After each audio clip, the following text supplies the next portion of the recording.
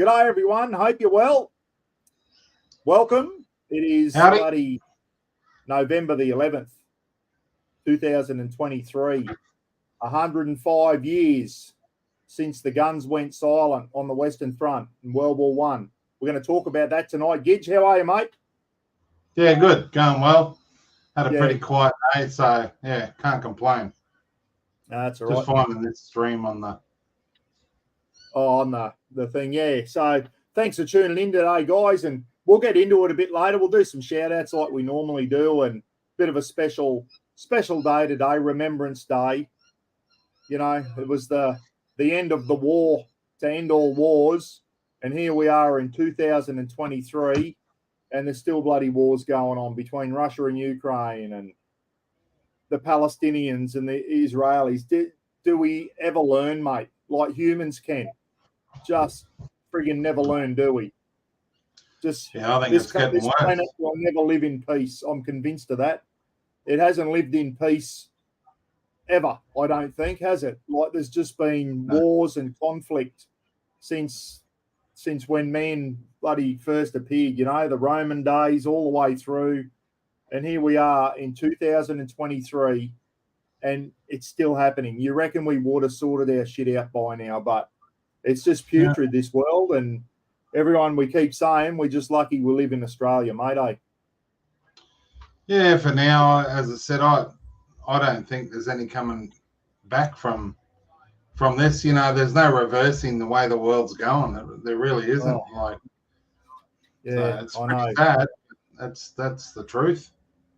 It is sad, mate. It is sad. It's just bloody... You know, the amount. We'll talk about how many men were lost during World War One a little bit later in the stream, guys, and politicians and people just, I don't know. You know, Russia and Ukraine. Dear oh dear. Have a look at the Russians have lost hundreds of thousands of men, and you don't know how many Ukraine's lost because they don't release it, but there's a lot of men dying over there in that conflict and civilians.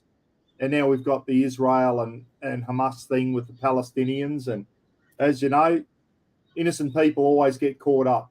Innocent people on the Israeli side, innocent people on the Palestinian side. But that's a shit sandwich over there. The Israelis are damned if they do, damned if they don't, mate. Like when the enemy's hiding within and hiding in the civilian population, it's a hard war to win that one. And they found that out in Afghanistan and Vietnam, and when the enemy's not wearing a different coloured uniform to you, and with their flag on, it's a hard war to win. And I'm not a tinfoil hat up by any means, but I was listening to a guy the other day, and he was, I think he was in Israel, and he's talking about how can all of this shit go down with a border that has arguably more surveillance than anywhere on earth, and how can they come in, you know, by third world means, by air and land, and unopposed for hours and hours and hours, and take all of these hostages with nothing. You know what I mean? I was listening to that and think, shit, he's got a point too. I mean, yeah, I'm only going off what I hear on the media, but you know, you think, how do they get in there unopposed and take all these hostages? Apparently it was a public holiday, mate. No, the Israeli army were all bloody celebrating the public holiday. The female soldiers were all on TikTok, mate, making TikTok things. Who knows? Like, they got caught with their pants down, that's for sure. It was pretty bad. But, hey, we'll do some shout-outs before we've started off pretty... It's not going to be a happy-go-lucky one, this, guys. You know, Remembrance Day. But Lukey Alexander's on, Jack Turtle, Lorna McMillan, Brad Howell, Trev Kelly, Glennie J, Troy Berg, handcrafted by Terry G. Terry and Robin are on there. All the regular suspects. How many have gone on? We've got 82 on already, Ken. So nice. It's already excellent. Good stuff. Hope you've all had a great weekend so far, everyone. And David Keys, Greggy Palmer. Greggy Palmer's on. G'day, Buck Gidgee and all. Hope everyone had a great day. of reflection. Well said, Nags. Yeah, mate. I hope everyone paused today to remember. What's that? Yeah, music in the background there. Or was that the household next door? That's next door, is it? In the house. Oh, right. Okay. Yeah. So, yeah, Jack Turtle saying g'day to Lewis Kudlak there over in West Aussie, guys. Timmy O'Hara's on camp over in Townsville. G'day, Timmy. Hope you're well, mate. Hey, Timbo. Hope you're well, Timbo. Hope you're going good, mate. Hope your doggy's going well. Who else we got on? Lukey Reed. G'day, Roz. Roz isn't watching. Roz is up in Cairns watching her granddaughter play basketball, Lukey. That's why I'm doing a live feed. She's probably at a wine bar punching them in. She could be. She's driving home, so I doubt it. But Lukey Reed did a cook-up with Phil the Maniac yesterday. Has anyone seen it? Phil the Maniac and Luke Reed talking about balls. That's all they did, all clip, is talk about balls, as in dough balls. And I don't know why they found it so amusing talking about dough balls. And but anyway, the Maniac, he stuffed up. Thanks, Jace. He was supposed to put semolina. It's funny. If you haven't seen it, get on Phil's Camping and review, four-wheel drive reviews or some bloody thing. Phil's Camping and Reviews. Anyway, as we know, Phil can make a good traditional Italian pizza, guys, and he was doing it in the little Uni 3 can. I'll tell you what, I'm impressed with those little ovens. I'm thinking of buying one next year, those little Uni pizza ovens. They bloody look good. Phil, a couple of minutes and those pizzas were cooked. But anyway, Phil's supposed to put semolina, which is like a little round thing. So you put it on the paddle, put the pizza on so you can slide the pizza in and the pizza slides off.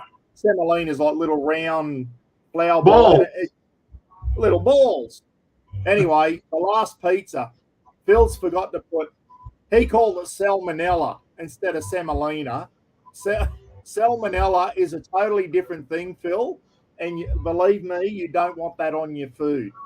He goes, I'm going to put some salmonella on me thing, and I said, it's not salmonella, it's semolina. Anyway, he forgot to put her on the paddle on the last one, and he went to flip the pizza in. She's done a triple backflip and gone into the oven and folded itself into about 20 pieces. Funny. Phil trying to rescue that pizza, the last one, and Phil's parrot, Joey. If you haven't seen it, guys, I forget how far into the video. I had to rewind it 3 times. Joey drops the F-bomb. Phil's parrot. All you can hear is Phil the Maniac's parrot in the background going, rah, rah. And then I'm sure at one stage you just hear this, Joey drops the F-bomb. I was rolling on the ground with tears coming out my eyes. That was bloody funny. If you haven't seen Phil and Lukey Reed's pizza cook-up, go and watch it. It's entertaining to say the least, everyone. It really is. Steve W's on over there in the motherland, guys. And speaking of Steve W, have you noticed what's above the Canadian flag? You won't be able to see it.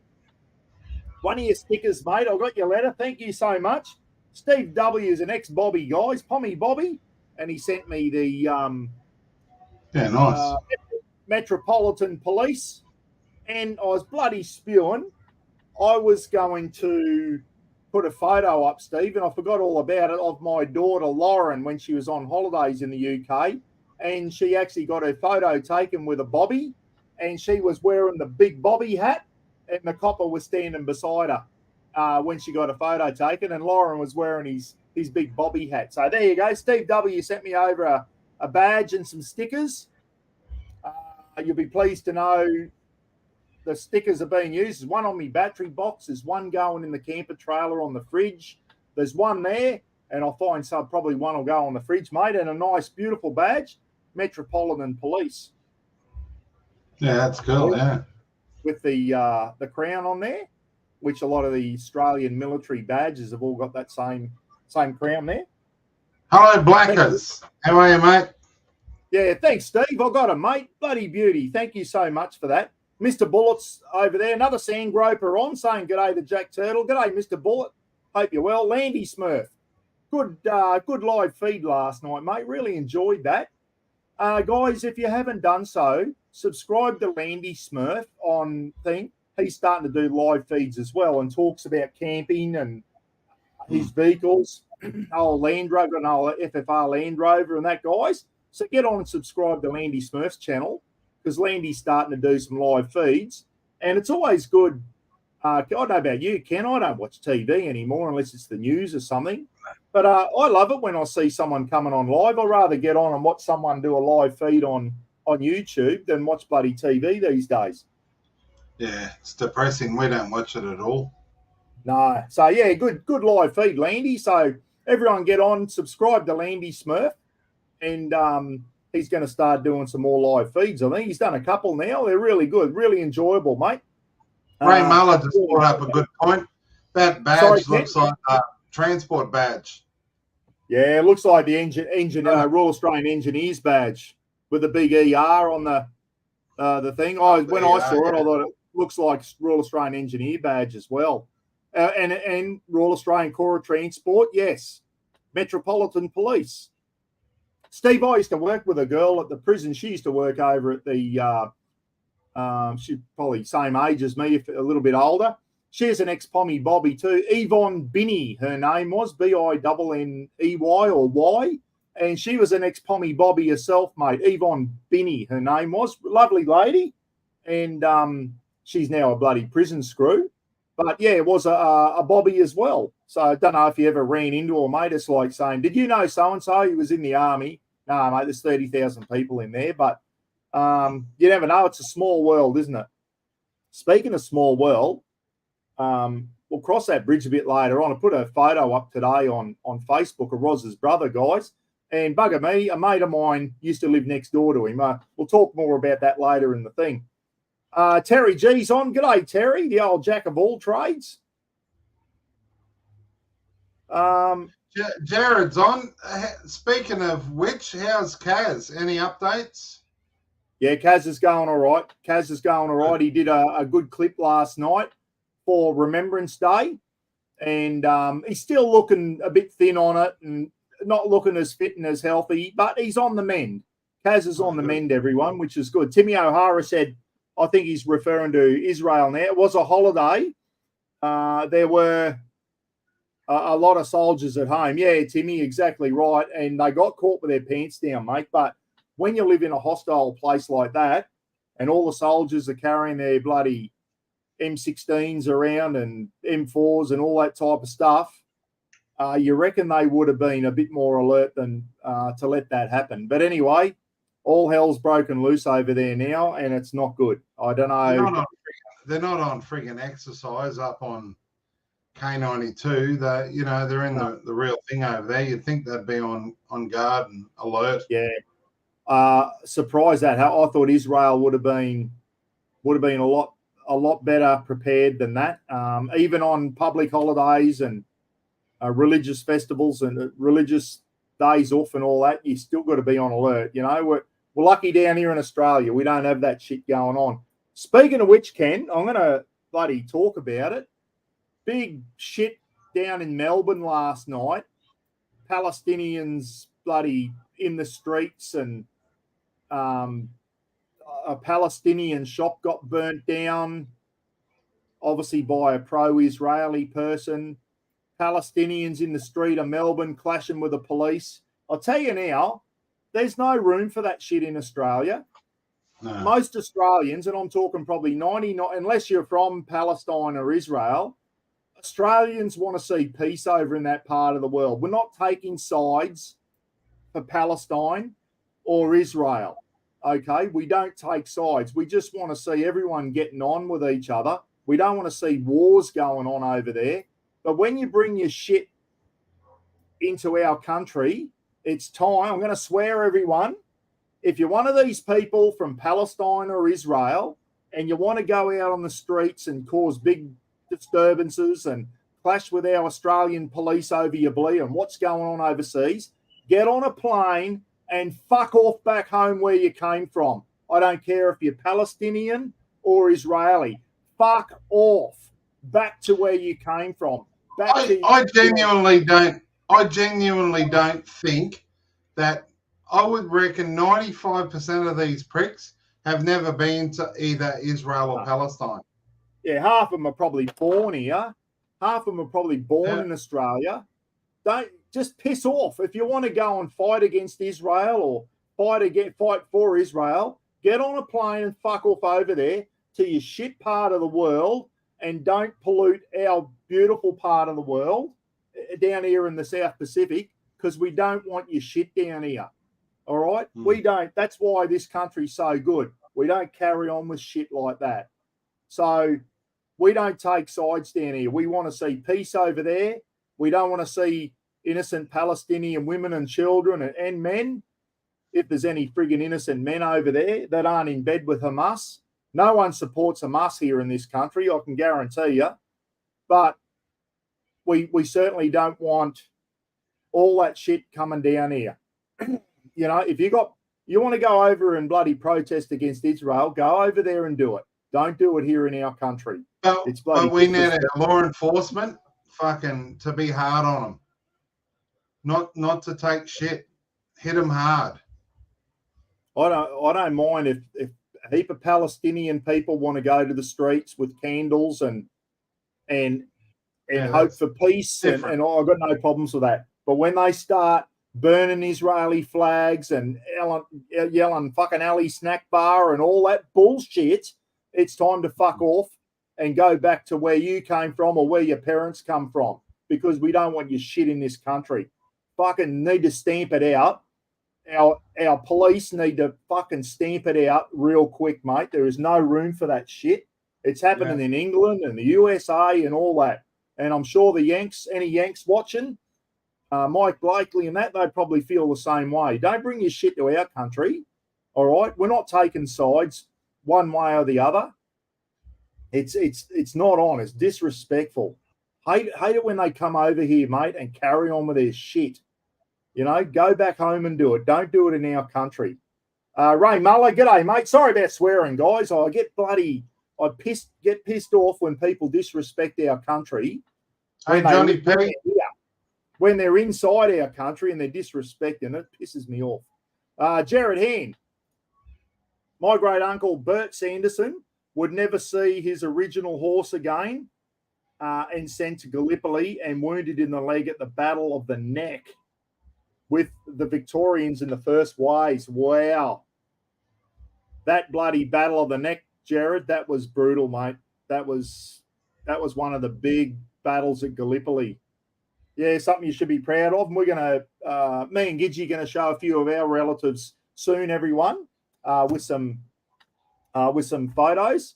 And I'm sure everyone on here, Ken, has got ancestors and granddads, great-grandfathers, great-uncles that have served in the wars. And I suppose everyone on here is probably going back to at least grandfather era, if not great or great-great-grandfather era, if we're talking about World War One. There you go, Jared. Good stuff, mate. Something to be proud of, isn't it? That's the Battle of the Neck. Wow. One of the boys from work, his uncle or great-uncle got a VC, McCarthy. Is that right? Yeah. And I went through Kapuka with a guy, his great-uncle got a VC as well, Jacker. Recruit Jacker. Yeah. And the Jacker Club is the boozer, the OR's canteen, wet canteen, the boozer we used to call it, the Jacker Club, the OR's mess at 1st Armoured Regiment at Puckapunyal was the Jacker Club. I remember I've been in there after 1986. We went down and did an exercise with 1st Armoured Regiment, and after the exercise finished, we went and had a few beers at the Jacker Club in Puckapunyal there. I used to work with a guy too, Ken, another warrant. We were both warrant officers at 1st Signal Regiment at Enoggera, Gallipoli Barracks in Enoggera. Kev Starskovich and Kev's grandfather got a VC in World War One, I think it was. It might have been World War Two. I can't remember now, but Kev had a grandfather that was awarded the Victoria Cross as well. If you're watching over in America, Mike Blakely, our Victoria Cross is the same as your Medal of Honor, mate. It's the highest award you can get in the face of the enemy, and we've only got four bloody living VC recipients at the moment. You know them, Ken, off the top of your head? Yeah, Keith Payne, Donaldson, Ben Robert Smith, and Kieran.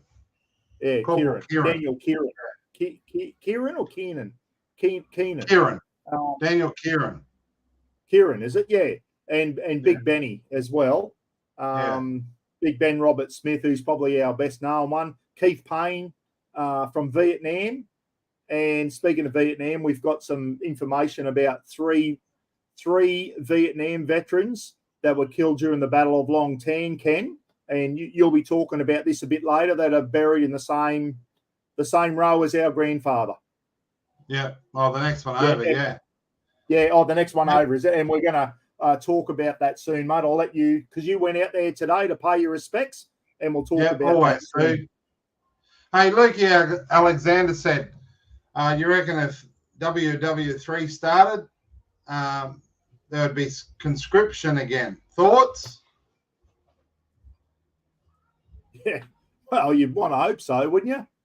I don't know. If WW3 starts again, it's not going to be pretty. Let's hope nuclear weapons don't fly around. Dear oh dear. To me, we've got a lot of people in this populace of ours now that you wouldn't want behind a rifle. Yeah, seriously. I look at some of the Gen Z people, mate, the millennials or whatever millennials, whatever they're called. I look at some of these young fellas now, and I think, friggin' hell, they are the generation that has to protect our country if we go to war now. And I'll tell you what, I'm a bit worried. I'm a bit worried. Yeah, imagine one of these fucking peacocks that are got fluoro pink hair, the 20-year-old blokes with, wearing stockings and gloves and nail polish, and you go, here's a minimi, mate. We need you to protect our country. Be like, good luck. Yeah. I honestly think we're getting softer. Like I look at our grandfather, Ken, how tough were they in their day? And then we looked at our dad, how tough he was.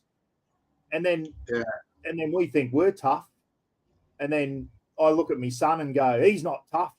He's getting to, even though Phil's still got a bit of the old thing in him, but it just seems to be, he's got a bit of mongrel in him, my son. Something I'm proud of. He's still got a bit of mongrel in him, and he served in the army as well. I honestly think Gen Y is our last chance of success, Ken. We're Gen X. We're Gen X. Gen Y, like my kids, Lauren and Phil, I think we still got some hope there. But Gen Z, I don't hold a lot of hope. But, maybe we get a bit blinded, you know what I mean? Like, at the end of the day, we've still got a lot of people going through RAF, Navy, and Army recruits. A lot of people still putting up their hands. Yeah. So we don't see that firsthand. We only see the bloody the shit bags getting around the community. So we've still got a hope. There's still some good lads out there, and I'm sure our defence forces are still full of very high quality people. Jared will be able to tell us that we still got some good quality soldiers and sailors and airmen and that out there. We're probably being a bit hard. We're probably typical old people, Ken, that go, these young generation, they're no good. There's probably a lot of good ones out there. We just see the diddly donks that are, but there are a lot of these young ones now that we got a baby boomer on, Mr. Bullet. He's even older than me. He's older than us, Ken. He's not Gen X. He's a baby boomer. And Mr. Bullet said he's still got a bit of life left in him yet. Good stuff, Mr. Bullet.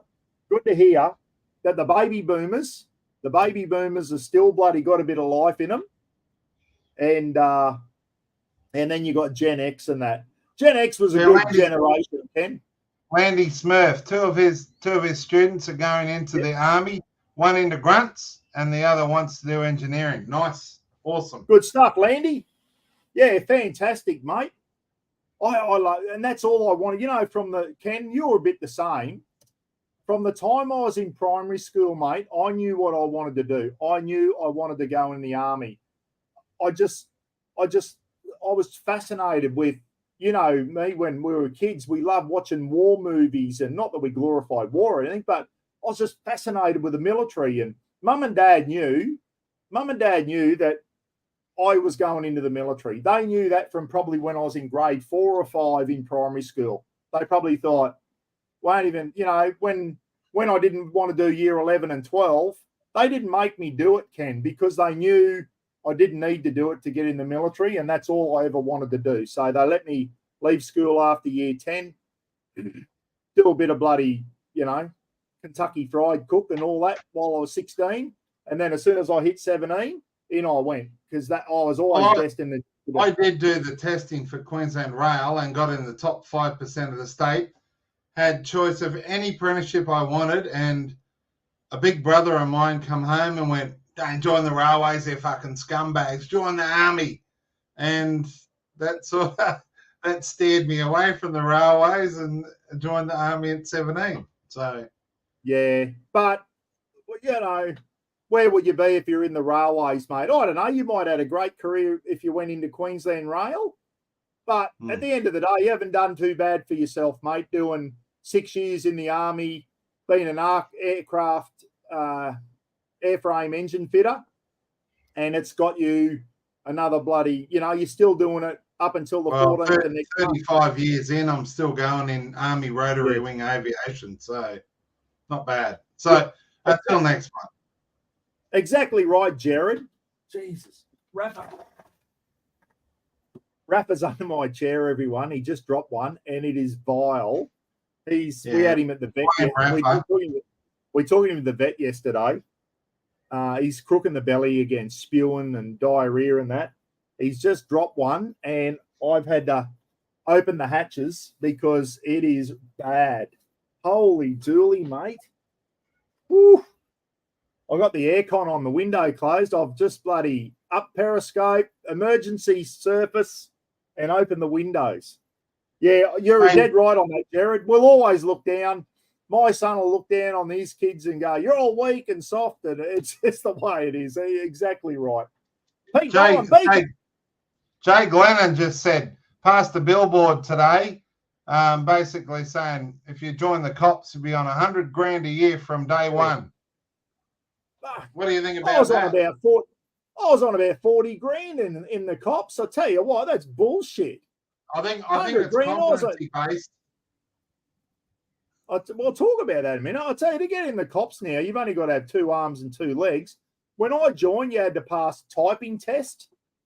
Was it 25 words a minute typing? You had to do bronze medallion, and there was something else we had to do. G'day, Danny.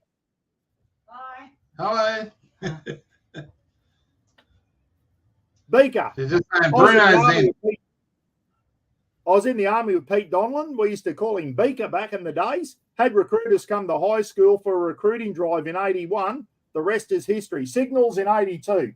Absolutely. Me and Beaker go way back, everyone. Way back in Signals Corps. Pete was a radio operator in Signals Corps.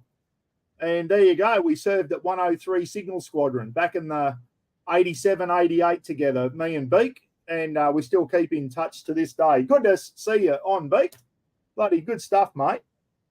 Debbie just said, take your hat off to see who's got the best looking melon. Well, there's not much uglier than mine. However, at least I just shaved at the Sarv. I do have hair down to here. But Big Bro thinks I look like Uncle Fester. So He'd say you look like Prince William. It goes right back, mate. It's there. There's hair there. I cut it today because it was like I look like a fucking grey watermelon. So I cut it today. A grey watermelon. 20 Maddie and Debbie Laxo, 25 words per day. Funny story. I used to type 2 fingers. I couldn't touch type. I was 2-finger type. But when I got on a roll, I was all right.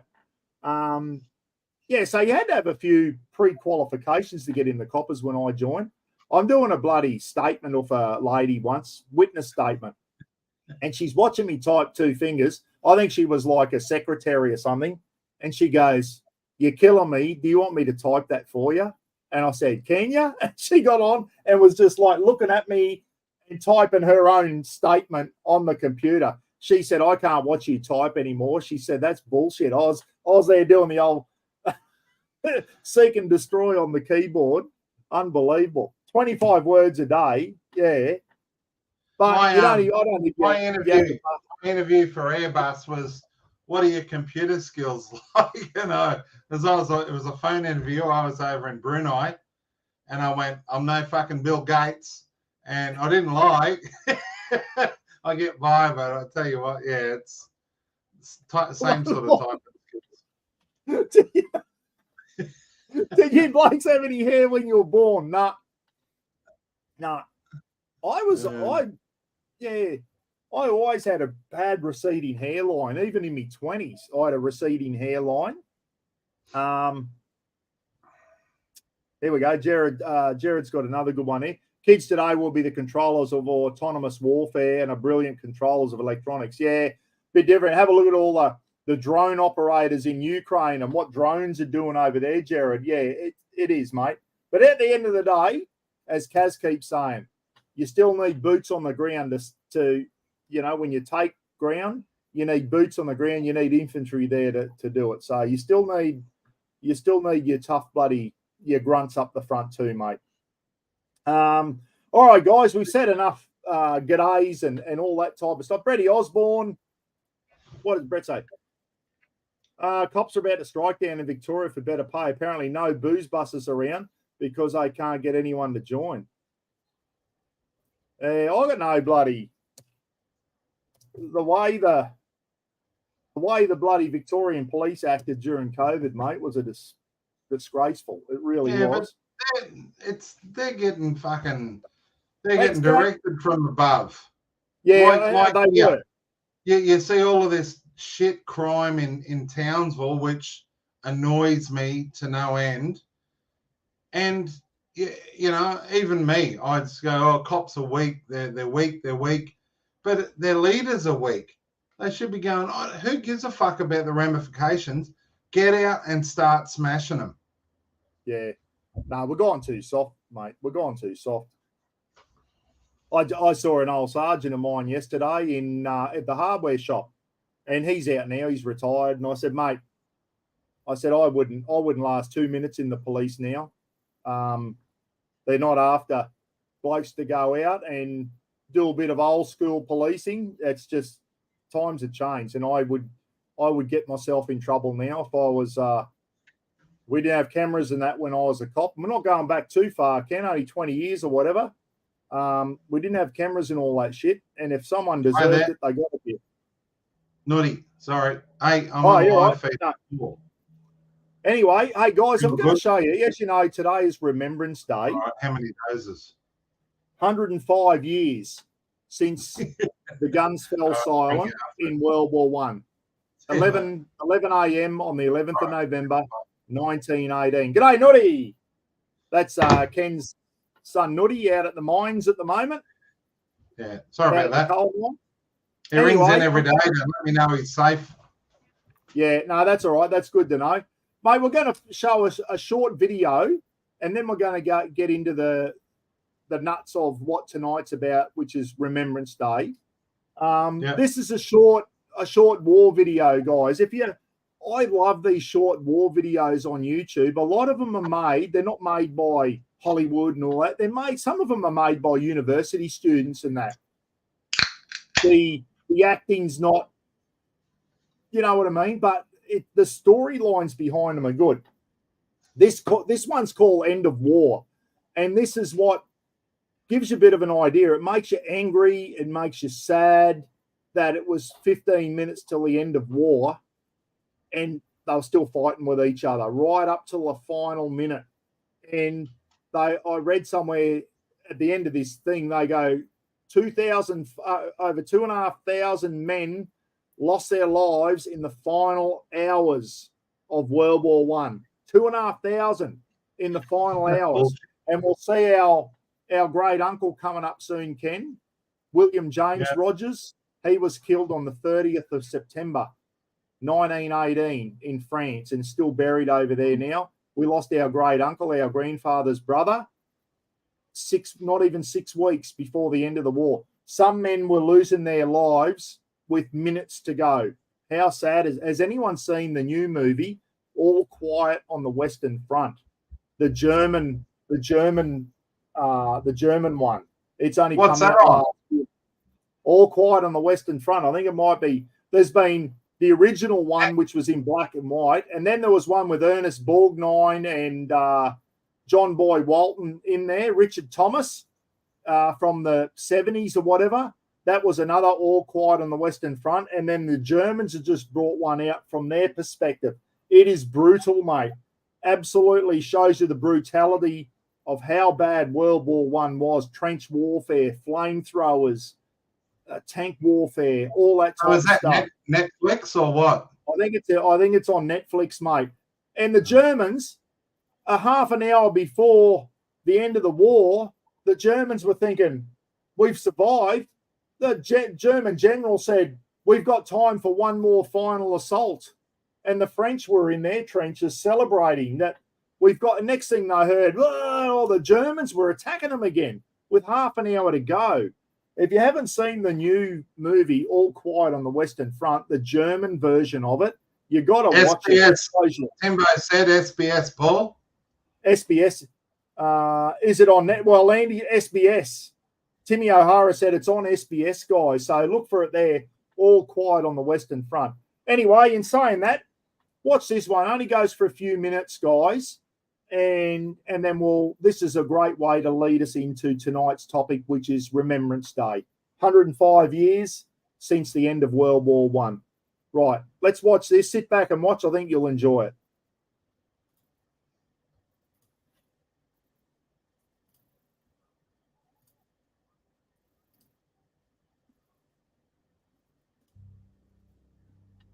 Can you see that, Ken? Yeah. All good. Right. Sit back and enjoy, everyone. Goes for 9 minutes.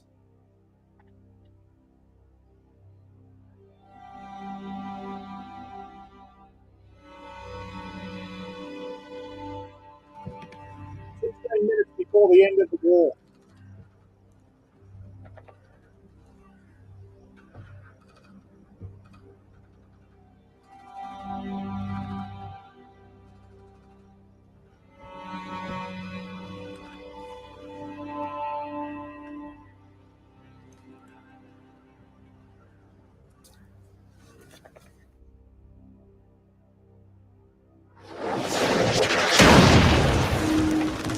Avez-vous entendu la nouvelle?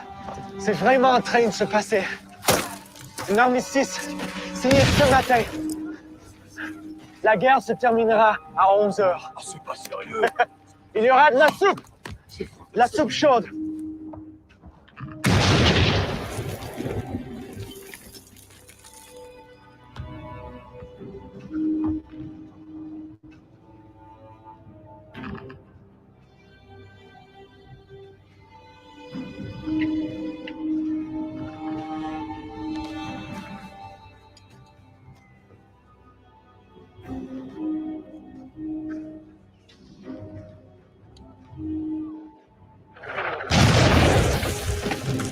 Donc, pour l'amour de Dieu, ne vous faites pas tuer, hein?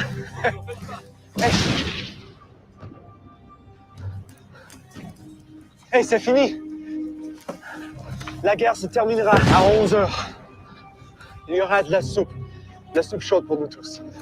On rentre à la maison. Alors, ne vous faites pas tuer, hein? Il y aura de la soupe.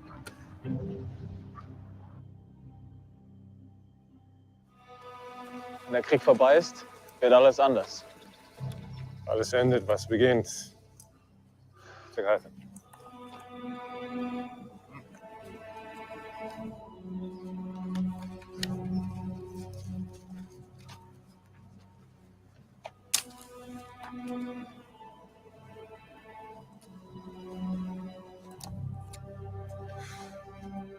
Ich freue mich nur auf eins. Meine geliebte Imelda.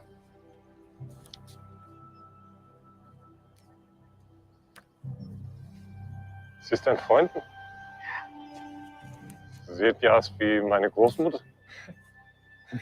Ja. Ich sag dir, worauf ich mich freue. Frisches Bettzeug.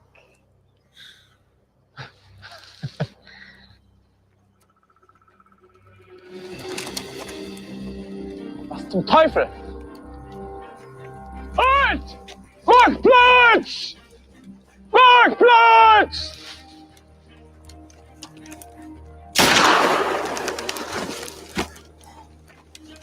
Halt!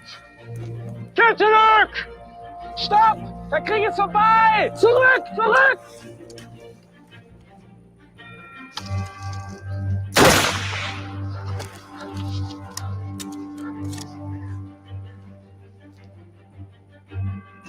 Beautiful.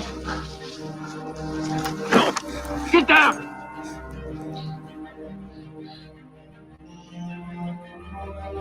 Five minutes to go.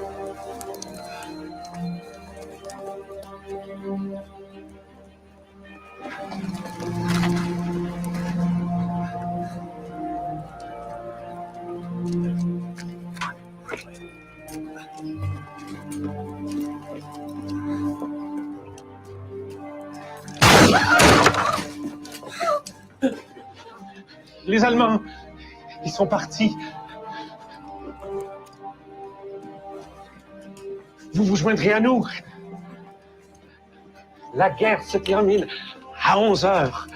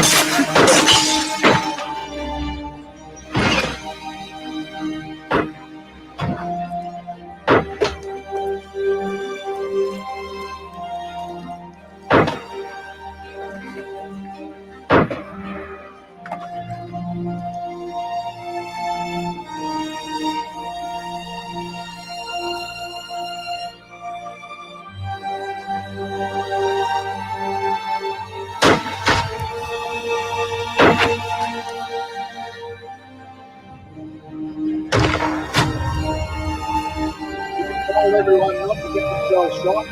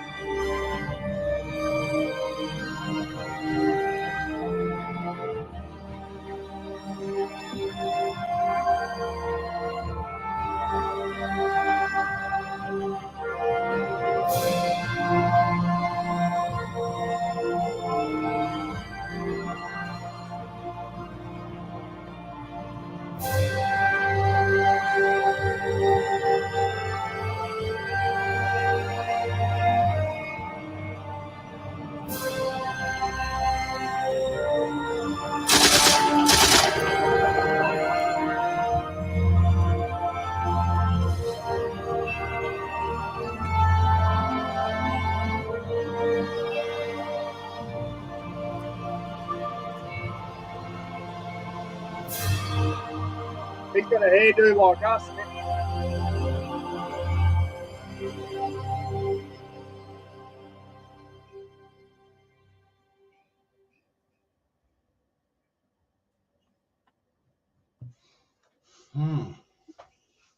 Yeah, so gets you thinking, doesn't it? And they, as I said, they estimate 2,500 people, soldiers, were killed within hours of the end of the war. So Yeah, that was filmed in Ontario, Canada. That whole short film over where Slacken lives. And Yeah, right. Wow. Jared said the French were handy when we held 3/4 of the line. Yeah, I know. Bloody, it was a terrible war, wasn't it? Just such a waste of human life. Absolute waste of human life. And we'll go through, I've written down some of the casualty rates for the Commonwealth forces here. Or did I? Where did I write that down? I wrote down how many we lost. Australia and bloody, where did I write that? It must be on another book. Sorry, everyone. Nah, I've stuffed up, guys. I wrote down somewhere. It was something like Australia lost 61. This is killed in action, over 61,000 in World War One. The Kiwis lost 18,000, which is a lot of men considering how many the Kiwis put in there. Canadians lost 66,000. The Canadians and the the Newfoundlanders, however you say that word, Slacken, if you're watching, because Newfoundland wasn't part of Canada when World War One was on. It was still separate. They're now part of Canada. Back in World War One, they weren't. They were separate. If you ever see you see some soldiers had Newfoundland on their flasher there because they actually weren't part of Canada. And the British lost something like 418,000, you know, bit under 500,000. I don't know how many the Germans lost, and even the Russians. The Russians were in World War One. They capitulated early in the piece. So, yeah, Dicko's Destinations is on. We lost a lot of men in World War One. We really did. Anyway, Ken, you went out today, mate. Tell us what you did this morning.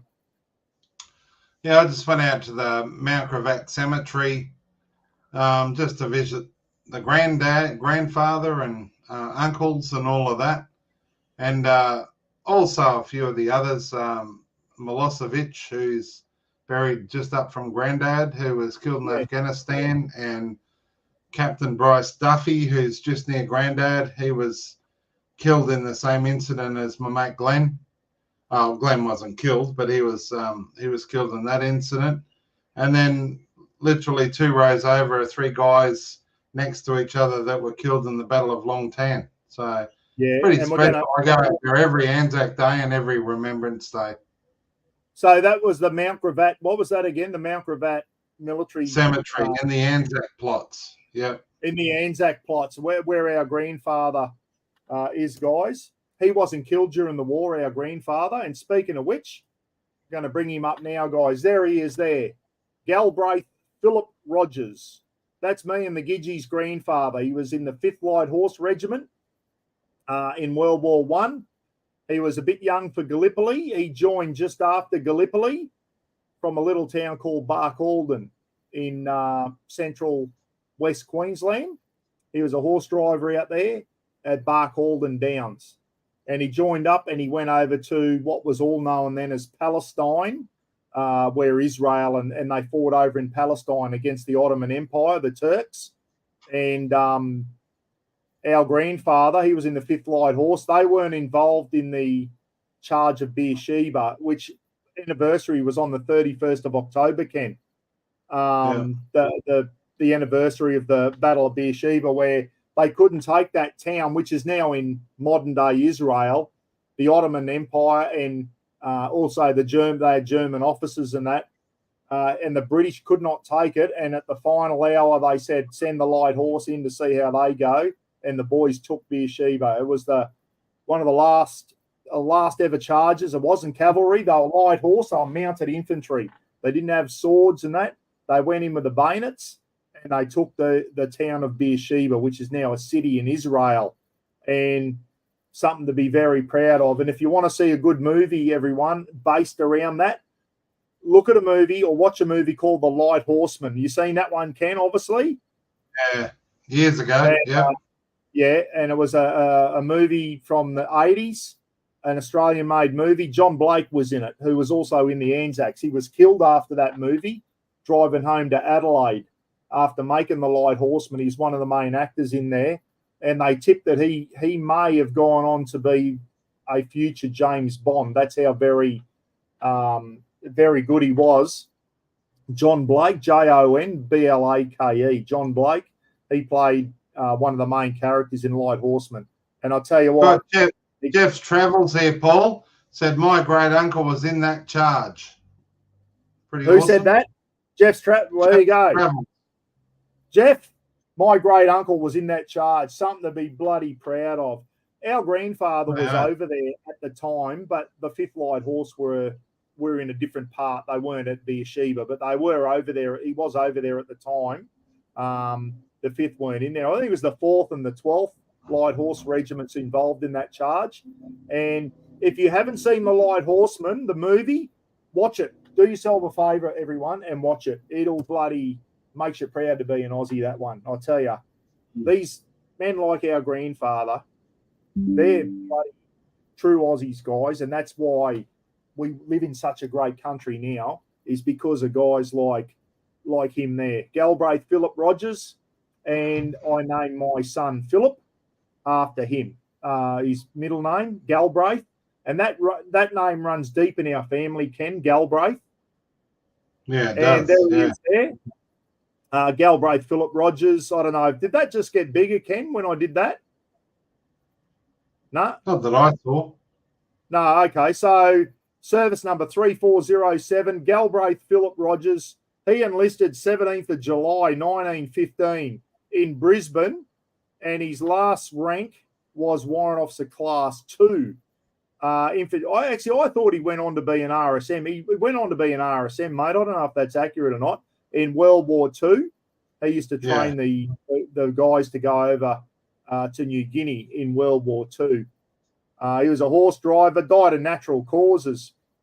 Mount Gravatt Cemetery in the Anzac plot there.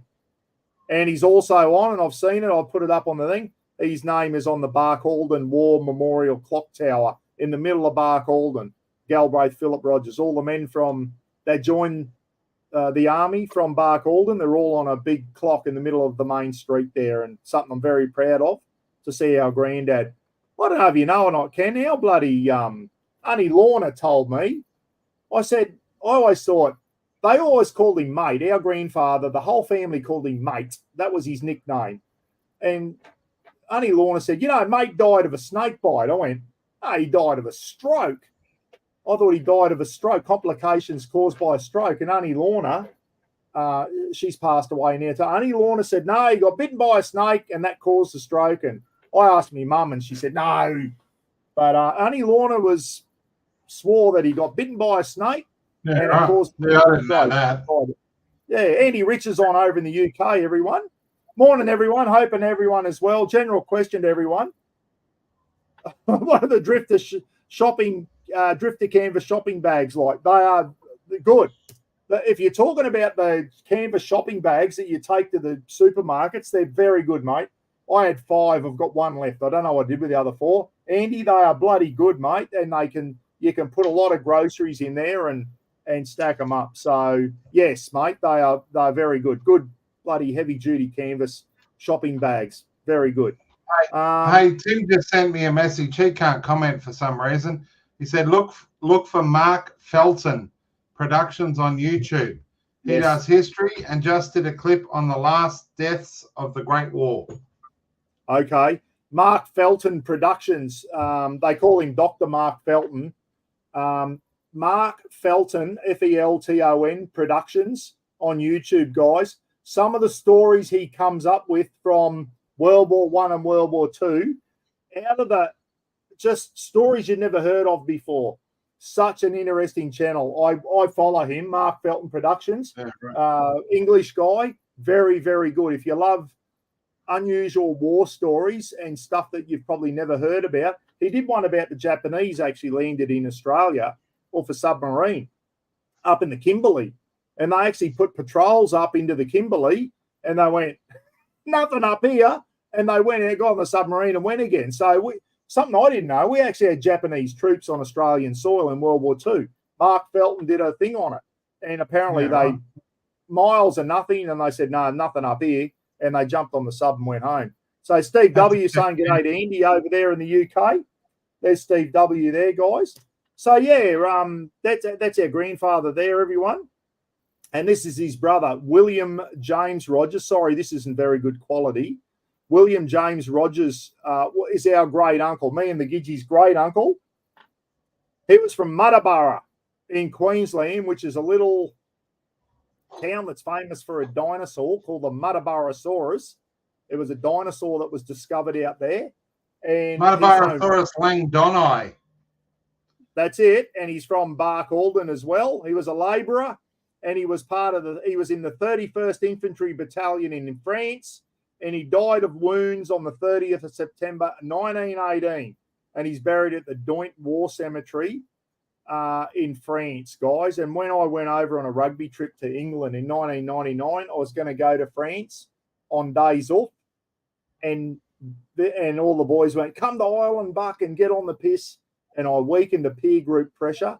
I went to Ireland and just drank Guinness for friggin' 5 days. And I'm kicking myself now that I didn't get on the bloody train and go over to France and visit my great uncle.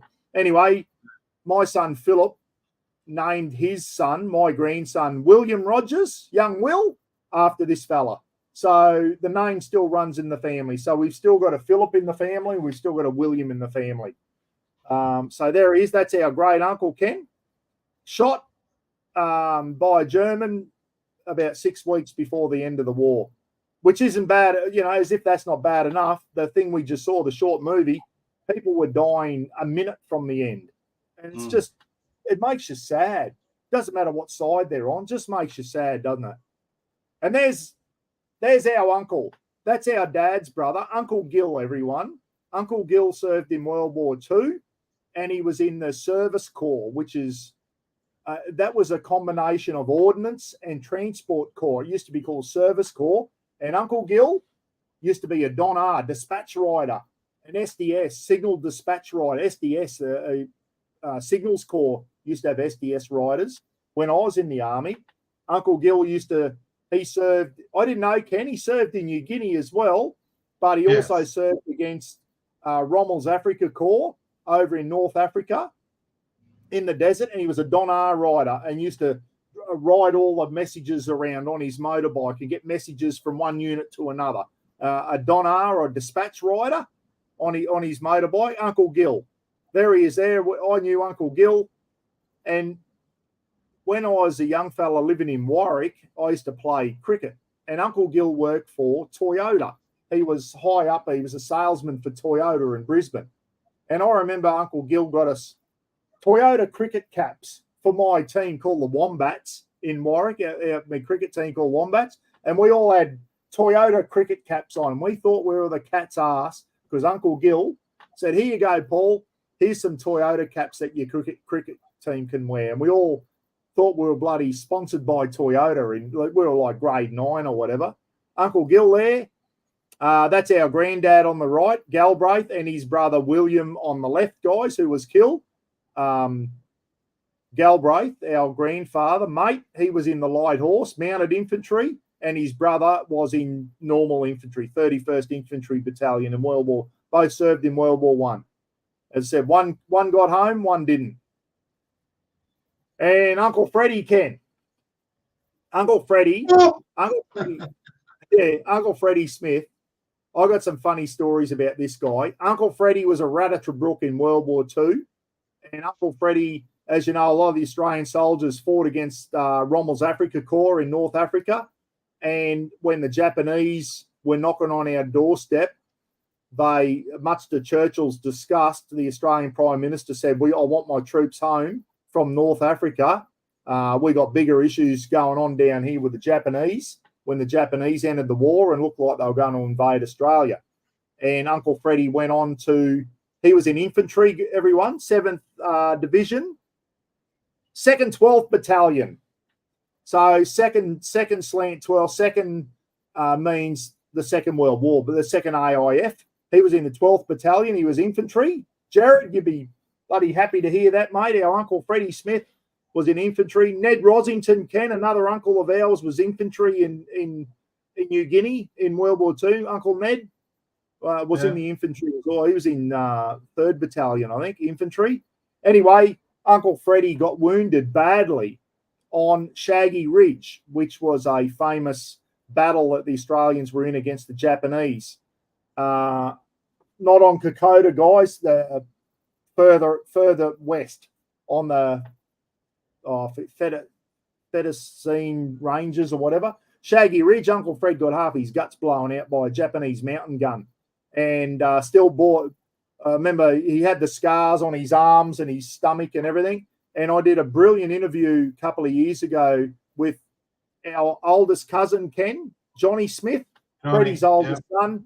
And Johnny was in artillery in the Battle of Long Tan, which we're going to talk about soon, in Vietnam. And I did a fantastic, Johnny giving us a first-hand account of what it was like to be on the gun line during the Battle of Long Tan. And I folded the channel, my old channel, and I've lost that interview. Bloody spewing. I should do another one, Ken, maybe with Johnny Smith. So there's another one of our uncles. Freddie Smith, he's passed away now, guys. He did make it home. Uncle Fred fought in he was an original Rattattabrook. How good's that? There's Uncle Gil after the war, obviously, on a motorbike, and that looks like... I visited Uncle Gil today. Uncle Gil's buried in the Anzac thing at Mount Gravatt Cemetery as well, Ken? Yeah. Absolutely. There you go. Sorry I've cut that one off. This is a better one here.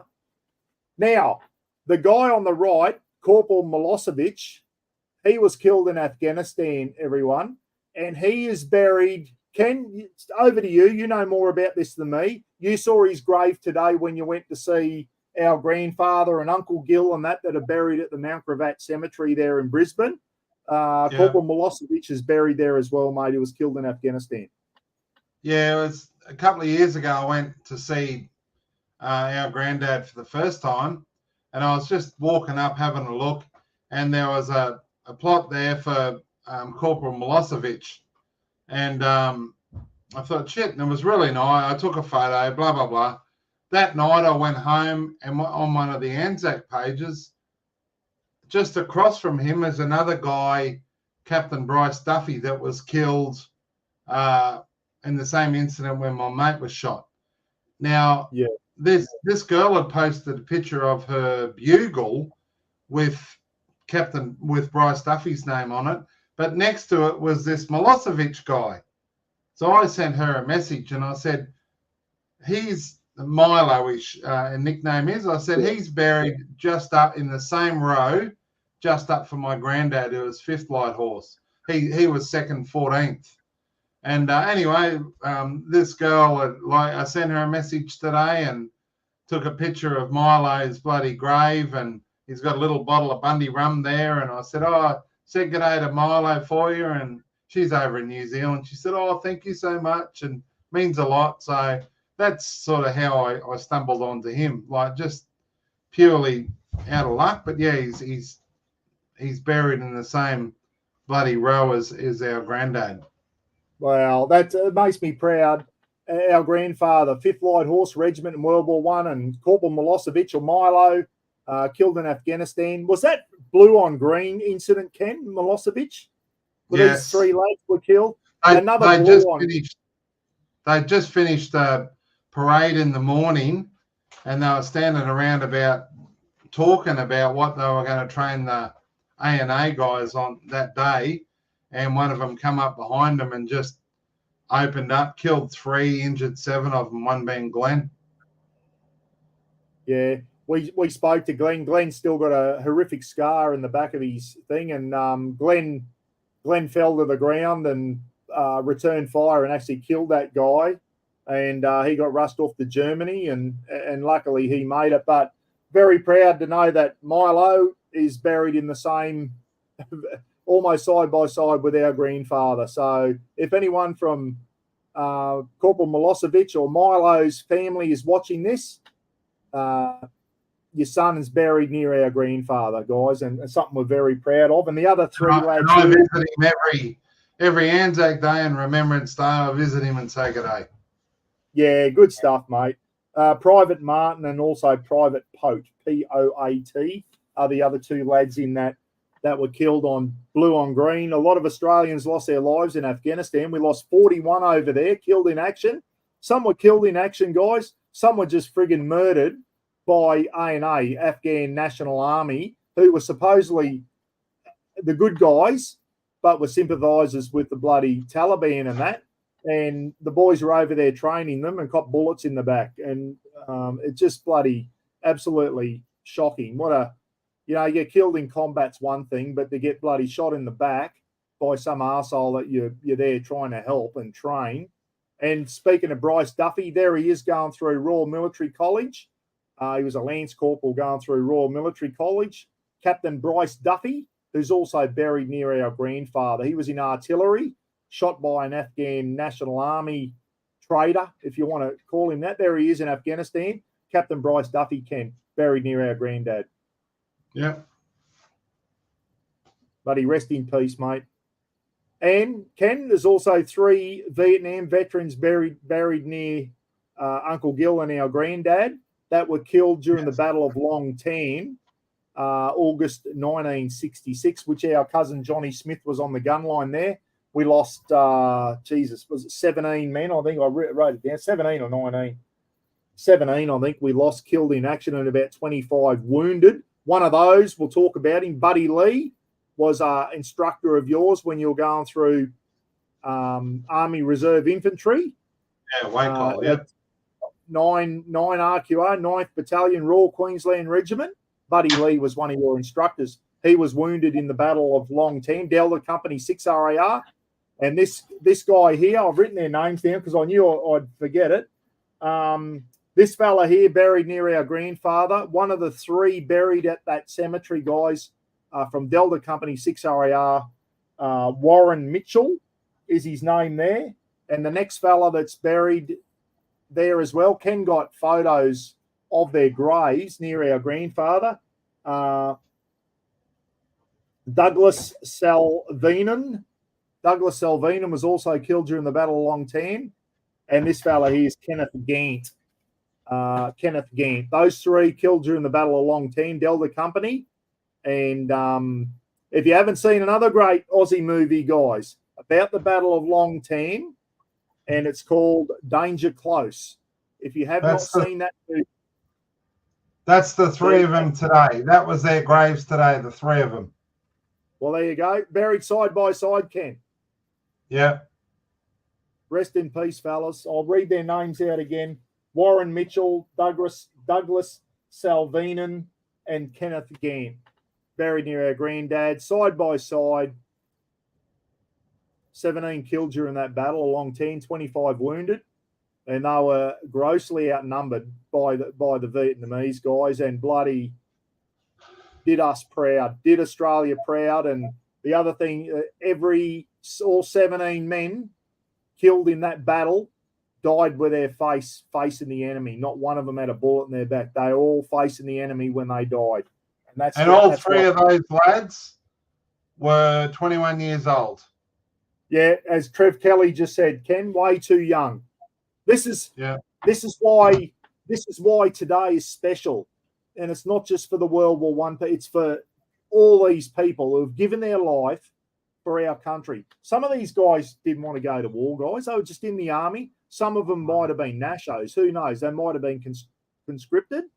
And I think we lost a couple hundred Nashos that were conscripted into the army and lost their lives in Vietnam. We lost 523 soldiers killed in action, Australian soldiers in Vietnam. 523. That's a lot of men. 200 of them, I think, were Nashos. So, you know, they go away and they bloody did what their country asked them to do. And that's, I hope, what all of us would do. If our country asked us now to stand up, if we got threatened by another country, I'd bloody, I've still got a breath left in me. I'd have a crack. I'd do something. And I hope that everyone down to the age of bloody 17 would do the same thing and start turning up at recruiting centres and say, give me a rifle, I'm going in, because that's what my country wants me to do. no matter whether you're a bloody Australian or an immigrant or whatever, I'd like to think a lot of the immigrants that have come to this country would line up and hold their hand out for a rifle too to go, this country is good enough to take me. I'm good enough to fight for it. So, yeah. Matty and Gabby, like so. Buddy was my quartermaster at OCTU Wacol. Wow, there you go. Jared and I was tired of ramp parties for about a really bad 2-week period. We lost Poppy before we even ripped in. Ramp party, when the guys get killed overseas, they have a ramp ceremony, guys, when they basically drape the coffins in the Aussie flag. Another reason why I never want to see the Australian flag change, because that's the flag that drapes the coffins of our dead soldiers when they fly home. And Jared's been part of ramp ceremonies in Afghanistan when they flew a lot of these boys, Milosevic and all them. Bloody fantastic ceremonies. If you haven't seen one, type in a ramp ceremony funeral Afghanistan or whatever, and I'll tell you what, it'll bring a tear to your eye. It really does. They are really well done, and they put the boys onto a C-17 or a Hercules, whatever the case may be, and they fly them back to Australia for a burial. And as soon as they land on Australian soil, there's another party there, military party, to greet them when they land on Australian soil. So that's one good thing to know, is when an Aussie soldier's killed overseas, they get a ramp ceremony, a beautiful farewell from the country they were killed in, and it doesn't stop. As soon as their body hits the ground in Australia, there's another ceremony taking place, and it's right through, and usually the Prime Minister attends the funerals as well. Which Here's is a good one, Paul. Stolzhammer. I was stationed at Amberley during this time, and the C-17 ceremonies when they were repatriated were just too common. So, yeah, it would have been good to see that.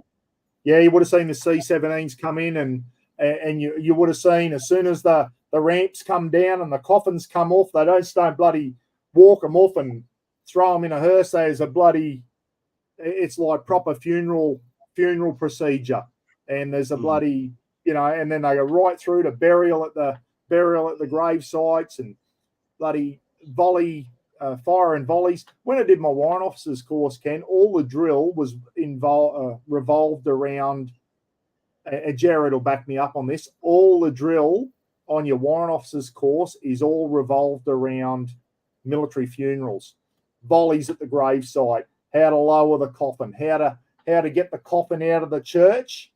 And I've been involved in that. I've actually carried a mate's coffin out of a church and had to lower him down into the thing. He was a fellow warrant officer who passed away at 1st Signal Regiment when I was there. And I was one of the 6 warrant officers that actually carried his coffin, and they had volleys at the grave site, and we learned how to do all that because we were up and coming sergeant majors, I guess you could call it, and you had to know how to do all that drill. And those ramp ceremonies in Afghanistan are very touching, and there's a few there where you see it was the SASR's long-range patrol vehicles with a coffin on the back with the Aussie flag draped over. And there was one day there, I think we sent 7 home, Ken, was it? We lost 5 in one incident, and then a couple of commandos were killed in a helicopter accident. I think we sent 7 home in 1 week there. It was, as Stolze said there, it was just becoming too common. I remember I was in the prison on a day. It was a Sunday afternoon or whatever, and it came up on the news, and about 5 o'clock news, just before we put the prisoners away, and in the common room of the prison thing, it came up. There was like 5 Australian soldiers killed in one day, and it even hit the prisoners pretty hard. I remember the prisoners just sitting there shaking their heads, and I was sitting there watching the TV with them, and I could just see even the prisoners were upset to hear that, to see that Aussie soldiers had died. Jennifer G, thanks for tuning in. Jennifer said, if I can bloody get it to come up. I live in Bowen. My neighbour, Ray Dillon, was a medic in Vietnam. Well, there you go. You would have seen some stuff, Jennifer. Ian Osborne, Aussie. G'day, mate. Oh, Oh, mate. My best mate Flash Flashes Kent. 16 years today. Flash Kent, one of my best mates. Signals Corps, got right through to Warrant Officer Class 1. Flash died 16 years ago today. I still remember getting a phone call from Smokey Dawson, Aussie, saying, I said, who? Smokey never rang me. Smokey rang me. He said, hey, Buck, it's Smokey. I said, who is it? He goes, Flash. 16 years ago today, Aussie, I took that phone call. I should bloody remember that Flash died on Remembrance Day. Gee whiz, mate. Thanks for reminding me, Aussie, on that one. I think didn't his younger brother die as well? Yeah, Bo died as well, his brother, and they're buried on top of each other, mate. I forget who I asked, Elton. Flash is buried in the Albany Creek Cemetery there at Brisbane, and his younger brother, Bo, I think they buried him on top of Flash in the same gravesite. We used to all drink at the bloody Tats Hotel, Bo and Wicks and all the boys. Yeah, I knew Flash's young brother, Bo, as well. Ray Muller, I did duties of funeral party at the Grace site on Sub 1 for Woe. Yeah, Sub 1 for Woe. If anyone out there's been in the military and you've done your Subject 1 for Warrant Officer, funeral drill is it's half the course, because a lot of those guys on that course, like Jared and all that, will go on to be maybe RSMs one day. I never did. I never went the regimental stream, but you were expected to be able to do that. So when you went back to unit and someone passed away, a soldier passed away, as a warrant officer, you're expected to be able to organise the whole funeral, all the drill, the bloody firing parties and all that type of stuff. Tell you what, when you see one of your mates' coffins on the back of a gun carriage and the band's playing the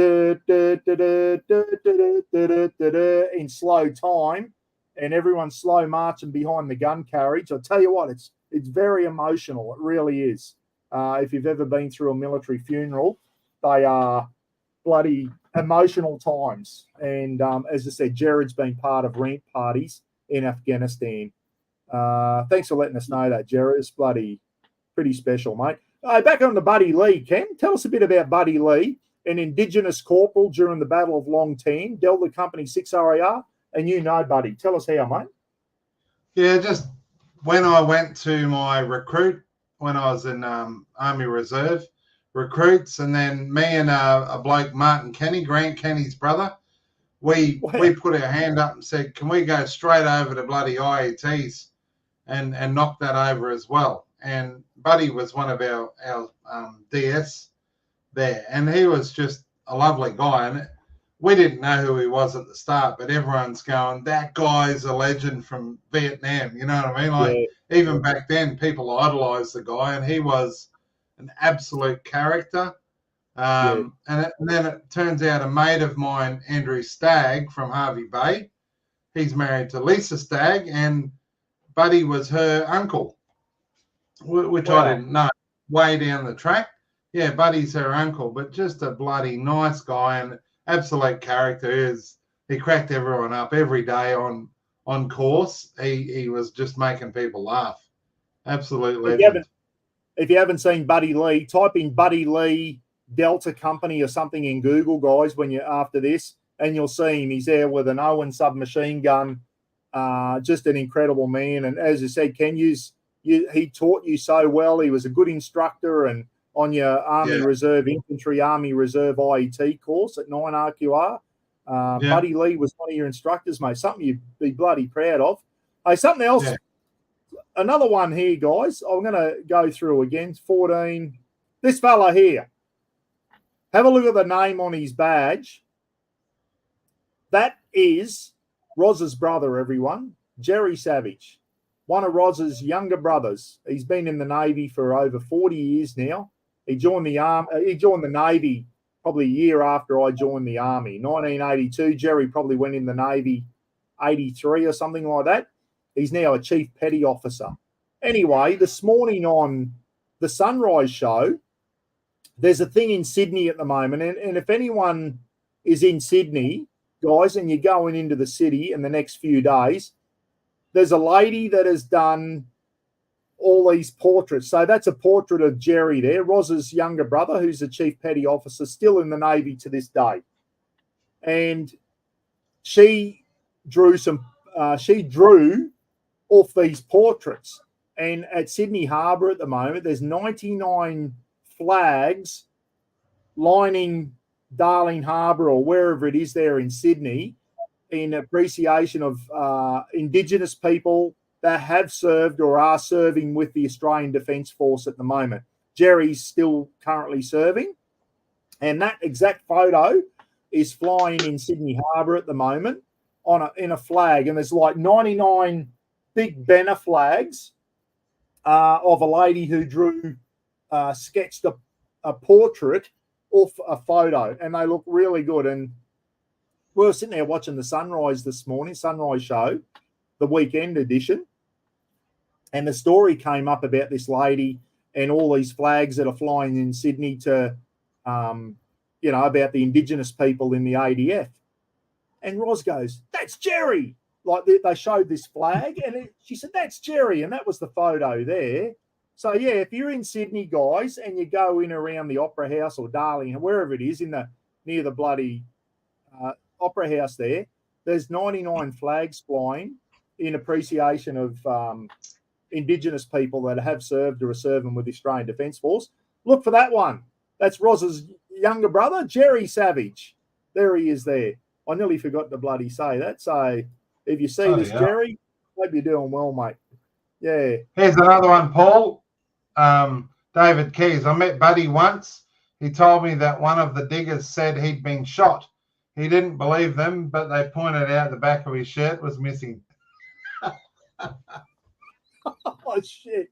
Yes, Buddy did. He was one of the 25 wounded during the Battle of Long Tan. I want to do another interview with Johnny Smith, Ken, because Johnny was on Echo Gun. He said it was 4:00 in the afternoon and he was going to the boozer to grab a couple of beers. Apparently you're allowed to grab a couple of beers every afternoon. And Johnny's lined up waiting for a beer and he heard over the radio, "Fire mission all available." And John went, "Oh shit, something's going down." He raced back down to the gun line. By the time he got down there, the Kiwi battery was already into it. The Kiwis were already pumping rounds down, 105 rounds down range, and then the other two Aussie batteries. And Johnny said they started firing 105 shells out of their L5 pack howitzers about 4 p.m. He said they did not stop firing until 3 a.m. the next morning. He said it wasn't just the battle only, but he said they started targeting retreat, wherever the Viet Cong or the NVA, where their form-up points, where they may have been retreating to, and all possible form-up points after they engaged the Australians. Johnny said they did not stop firing rounds for 11 hours. And he said the next morning, he said they were bloody chest deep in 105 shells. He said he's never seen anything like it. I remember ringing Johnny and said, "Mate, you're in artillery in Vietnam." He said, "Yeah." I said, "Were you in the Battle of Long Tan by any chance?" He said, "Yeah, mate, I was on Echo Gun."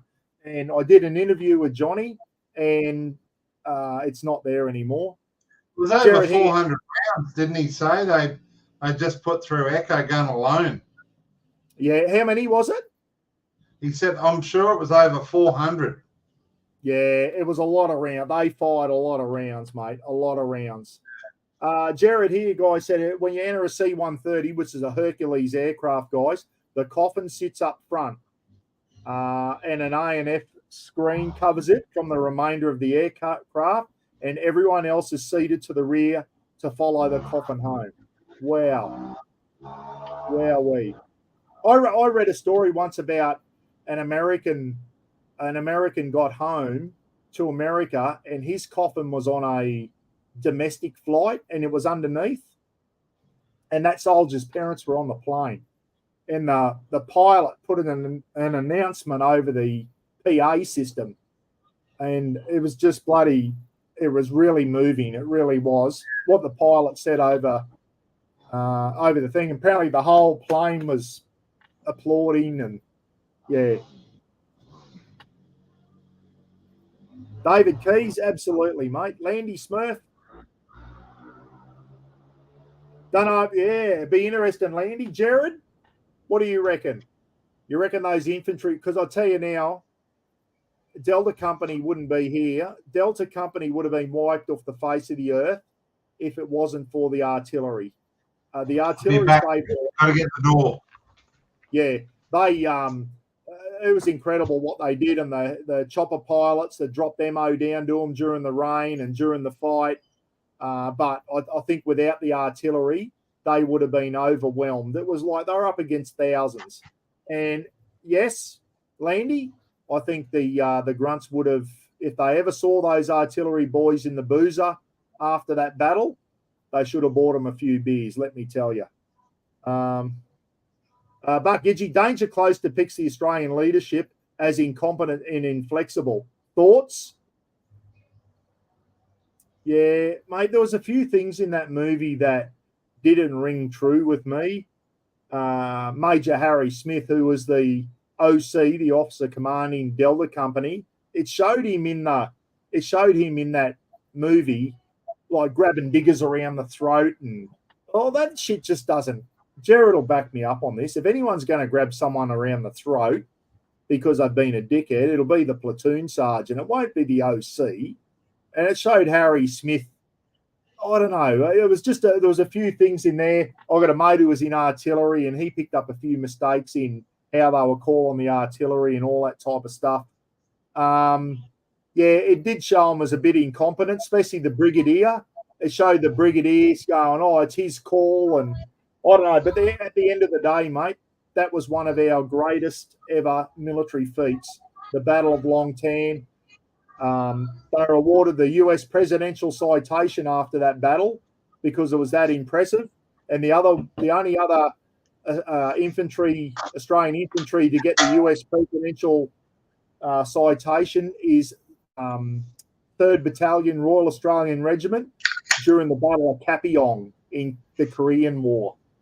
The whole battalion got that award, whereas only Delta Company 6 RAR on the right-hand side wear the US presidential citation. And anyone in Delta Company 6 RAR wears that on their polyester uniform when they go on parade. So as a thing of that. So Jared saying 100%. Yeah, Jared backed up Landy then and said absolutely the grunts would have bought those artillery boys a few beers after the Battle of Long Tan. So as a Raffy, there were mistakes from the air side for sure. Yeah, I know, mate. Listen, but at the end of the day, ex-military, we can sit back and pick things. One of the first things I picked was the CSM in that. The company sergeant major had hair down to his shoulders. One of the military advisors should have said to the actor who was playing Jack Kirby, I think, Jared, help me out here, was the CSM of Delta. I think it was Jack Kirby. Like, get a haircut, mate.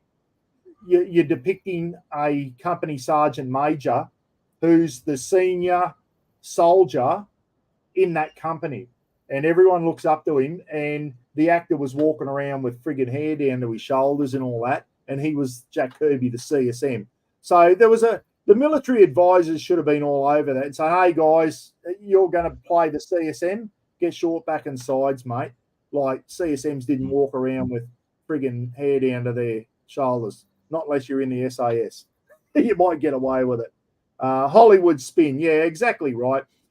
As military people, we can pick the shit out of that movie. But if you're not military and you want to know all about Delta Company 6 RAR during the Battle of Long Tan, watch the movie Danger Close if you haven't done so. It is very well worth. Watch The Light Horseman, about the 4th and 12th Light Horse Regiment's charge at Beersheba, 31st of October, 1917. One of our finest moments. It really was. So there's some good ones there. What's the bloody mini-series called ANZACS? Remember that one, Ken? With Paul Hogan in it. How good was that? Yeah. If you haven't seen that mini-series. Geez, that's old. Bloody hell. Back in it's an old 80s. Highlight the thing from Jennifer. Yep. Here we go. My granddad Harry Hubbard, Rafa, oh my God, Rafa's just done it again, guys, was a signaller for the New Zealand Army. Impressive man. He died in recent years at 94. His stories were awesome. Loved him and miss him. Jennifer G. Absolutely. I'm sure. I wish I had Ken. I was 2 years old when mate died. I don't remember him. Dear oh dear, I wish he lived till he was 90, and I was in the army, and I could have come back from leave and asked and got him to tell me all about what it was like to be a light horseman in Palestine in World War One. Dad told me a story, and Dad must have heard this story off his dad, our granddad Ken. I don't know if Dad ever told you this. And he said, I remember Dad telling me once when they were charging the Turks, because they were mounted infantry, they just had a 303 rifle and a bayonet, the big bayonet. They didn't have swords and that like the British cavalry, because they weren't cavalry. They were mounted infantry, the Australian light horse over in the Middle East. And he said what they used to do, if they knew they were going to charge over Turkish trenches on their horses, they used to get their 303 rifle with the bayonet on the end, get their belt off their trousers and wrap the belt around their forearm and tie it off so that when they went over the Turkish trenches, they used to bloody go down with their rifle and stab down as they charged over the trenches. And I remember my dad telling me that. So obviously he must have been told by his dad, who was in the 5th Light Horse. So some pretty hardcore. But you think now, like this day and age, it's very similar. You've got guys that do they go macadamia or do they go fucking oat milk for their cappuccinos? I mean, it's very similar, isn't it? So a bit of sarcasm there. I know that's hardcore. That's absolutely hardcore.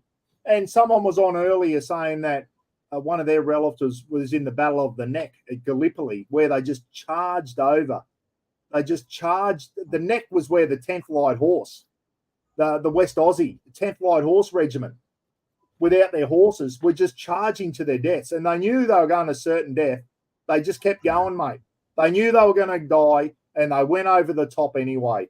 They must have had balls the size of watermelons, mate. Just tough men. Yeah. I don't know if I could do that. Someone said, Charjo, go over the top there and see how far you can get before you get shot dead. I don't know.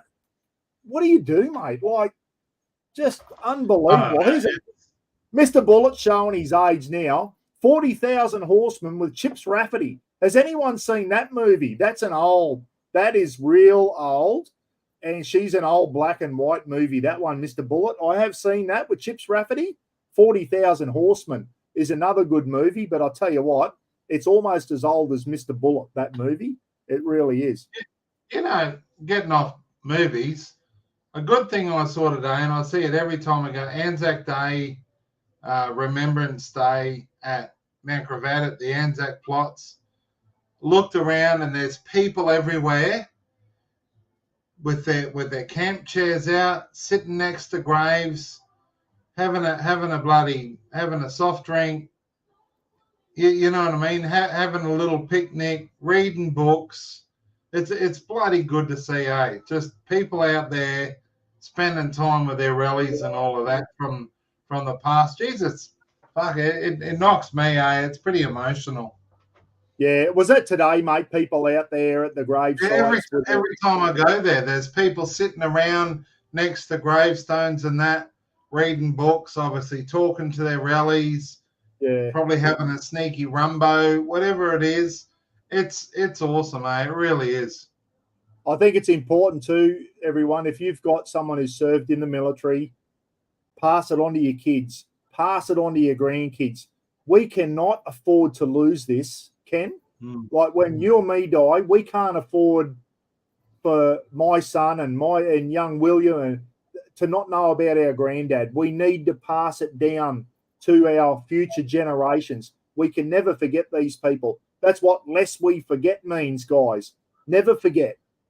Lest we forget. When we say lest we forget, we mean we will never forget them. And I've got a flag up outside my flagpole outside the house at the moment with Lest We Forget, because it's something I vouch I'll never do. I will never forget these people like my granddad and Milosevic and Captain Bryce Duffy and the 3 Vietnam, all those people that bloody gave their lives for this country.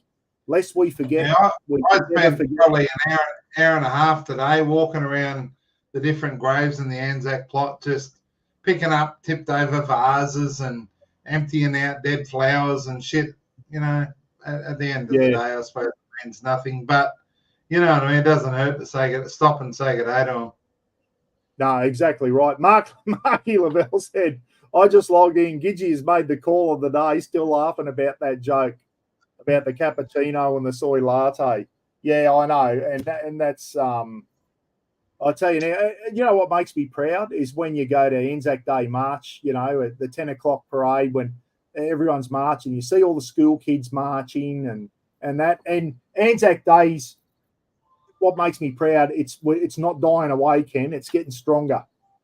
And we're doing a good job that passing it on to our kids, teaching our kids at school what our ANZACs did and that it's important we keep teaching our kids that. And I think is there any better way to instill national pride than to teach our kids what our ANZACs did, mate, and what they did for this country? Nothing will, you know. Here we go. Here's a good one. I was trying to teach my 2 young boys about the great-great-granddad in the 10th Light Horse in World War I. Very proud. Can't let these men be forgotten. Absolutely. Now, there's a new name I haven't seen on before, mate. Welcome. I can't even say your name there, but exactly right. And the 10th Light Horse, if you've ever seen the movie Gallipoli, Ken, with what's his name? Lee. Mark Lee and Mel Gibson. Mel Gibson and Mark Lee were the 2 characters in the 1980s movie Gallipoli. And when Mel Gibson's trying to run the message back to say stop the 4th wave going over because they were just getting massacred as soon as they popped their heads up, they were going nowhere. That was the 10th Light Horse Regiment that were just getting wiped out. And if you ever go to what's the big park in Perth? Mr. Bullitt, help me out. Not Queen's Park. What's the big where they had all the poppies that the other year? Yeah, geez, my memory's bad. Is it Queen's Park in Perth? One of the most beautiful parks you'll ever see, overlooking the Swan River. Mr. Bullitt will let us know here in a minute. A fantastic monument, war memorial there, and most of the names King's on that. Park. King's Park, yes, it is King's Park. Sorry, thanks, Ray. King's Park, Ray. Thank you. I've been there a million times. The amount of names on the memorial that were killed in action in World War I, and the majority of them were from the 10th Light Horse Regiment, and that was all from the Battle of the Neck in Gallipoli, guys. And there you go, mate. In anger 05, your great-great-grandfather, 10th Light Horse, was probably in the Battle of the Neck, mate. If you haven't seen it, show your grandkids, your great-great-grandkids, your grandkids, show them the movie, you know what I was trying to say, show them the movie Gallipoli at the end when they're going over and the bloke, the captain or the major there goes, can't ask the men to do what I wouldn't do myself, he says. And then he stands up and says, remember who you are. You're men from Western Australia, men of the 10th Light Horse. Don't forget it. And then they went. Knowing they were going to die. That speech there that major did when he goes, can't ask the men to do what I wouldn't do myself. So he knew he was going to die. He was going to lead the men over the top. And he said, don't forget who you are, men from Western Australia, men of the 10th Light Horse. Show them that movie, mate, if you haven't seen it. If you haven't seen it yourself, make sure you watch it.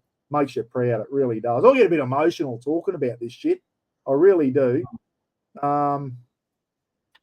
He survived with some great stories, but his uncle was killed alongside him. Oh, dear. His daughter, my grandma, is still alive today. Good stuff, mate. And as I said, it's important we teach our kids all about this, isn't it? Yeah. What's out of the so many stories that never got written down just one night? Exactly right, mate. Like, how many great stories were out there that just went to the grave with a person? It's sad, isn't it? 3 deaths, Landy Smith. First, when the body dies. The second is the funeral. Third's when you're home, when your name is spoken for the last time. As long as we remember them, they shall never die, lest we forget. Well said, Landy. Well said, And mate. that's why, if you don't have anyone directly related or anything, still, like today, get out to a bloody cemetery wherever you live and just pay your respects, pick up some dead flowers, whatever it is. I mean, it means the world. You know, who knows whether, hopefully they're looking down and they respect it, but geez, it feels good. You go away thinking it makes it a good day.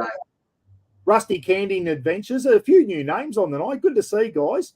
G'day, Rusty. How are you, mate? The mounting stable for Officer Light Horse is at the defence of Maribyrnong. It is a place for the horse kept. There is a statue of Sandy nearby. There's some bloody stories everywhere, isn't there? That I haven't heard of that one, mate. But have to Google that up. I saw a documentary once. You know, not one of those. I'll put it up here, guys. I'll go back to slide 1. Something you may not know. That's our grandfather, as I said before. That's his horse. I don't know what his horse's name was. That horse did not make it home. Not one Australian whaler horse used by the Light Horse in the Middle East came back to Australia. I saw a documentary once, and it was actors in that, and it showed Light Horsemen after the war. They had 2 options: to give their horse to the bloody to the locals, who probably would have mistreated them. And you know what a lot of the Light Horsemen did is they shot their horse because they didn't want. They knew how bad the locals would have treated their horses. They're all Australian horses taken over on ships. Not one of them came home, guys. And a lot of the Light Horsemen went down, spent a few last minutes with their horse, put the 303 to their head and shot them.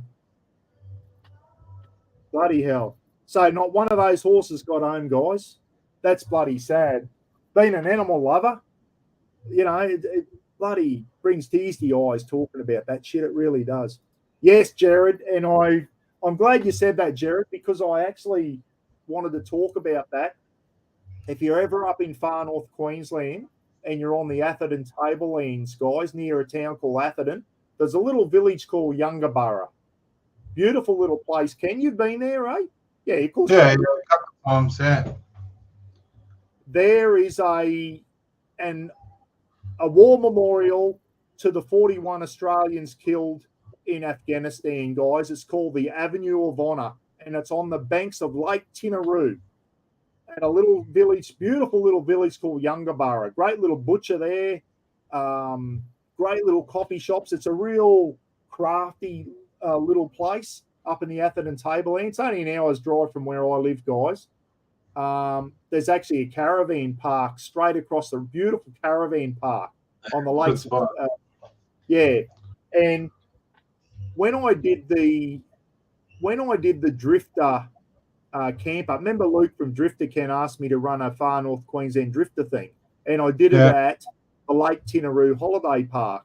Well, I used to, during that, I did a tag along tour and showed them the curtain fig tree and some of the special places around where I held the camping event. And one of the places I took people to was the Avenue of Honour at Yungaburra on the banks of Lake Tinaroo. And there were people there in tears when they were reading the thing. And there's even another memorial there, Jared, you're probably, and there's a lot of purple poppies in that. And that was dedicated to all the animals that were the bomb detection dogs and all that were blowing up in Afghanistan. We lost a lot of not only soldiers there, but lost a lot of animals. The engineers, bomb detection dogs, usually when you hear an engineer got blown up in Afghanistan, his dog went with him, guys. And there's a beautiful memorial there with purple poppies and all that, which is for animals, dedicated to all the animals killed during Afghanistan. 41 on there.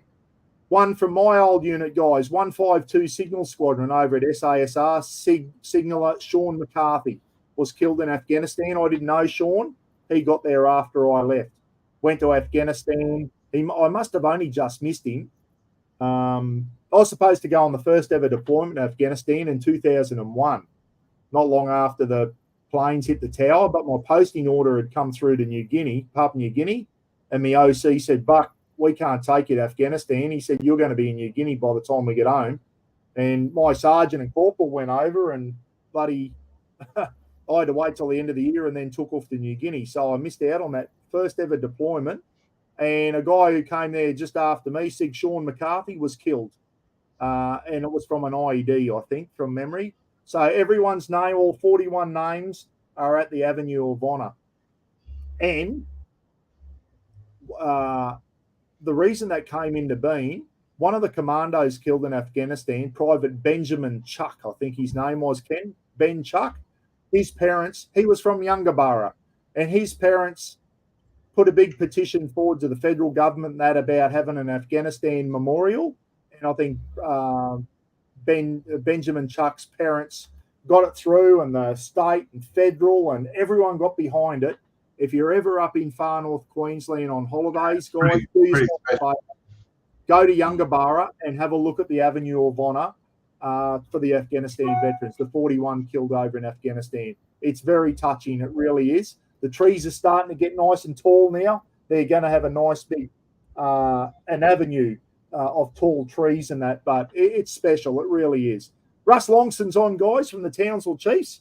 Great listening, gents. Got to run, family dinner time. Lest we forget. Thanks, Russ. Thanks for tuning in, mate. Hey, Russ.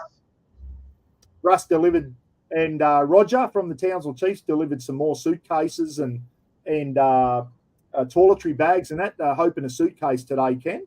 To Karen at Hope in a Suitcase. Oh, nice. Yeah. Hey, Jared said one horse returned, but I don't remember the name. Not as many shot as believed. Many were shot because of their age and would be no good for work. Well, there you go. One horse returned. I always heard, Jared, not one of them made it back, or maybe one did.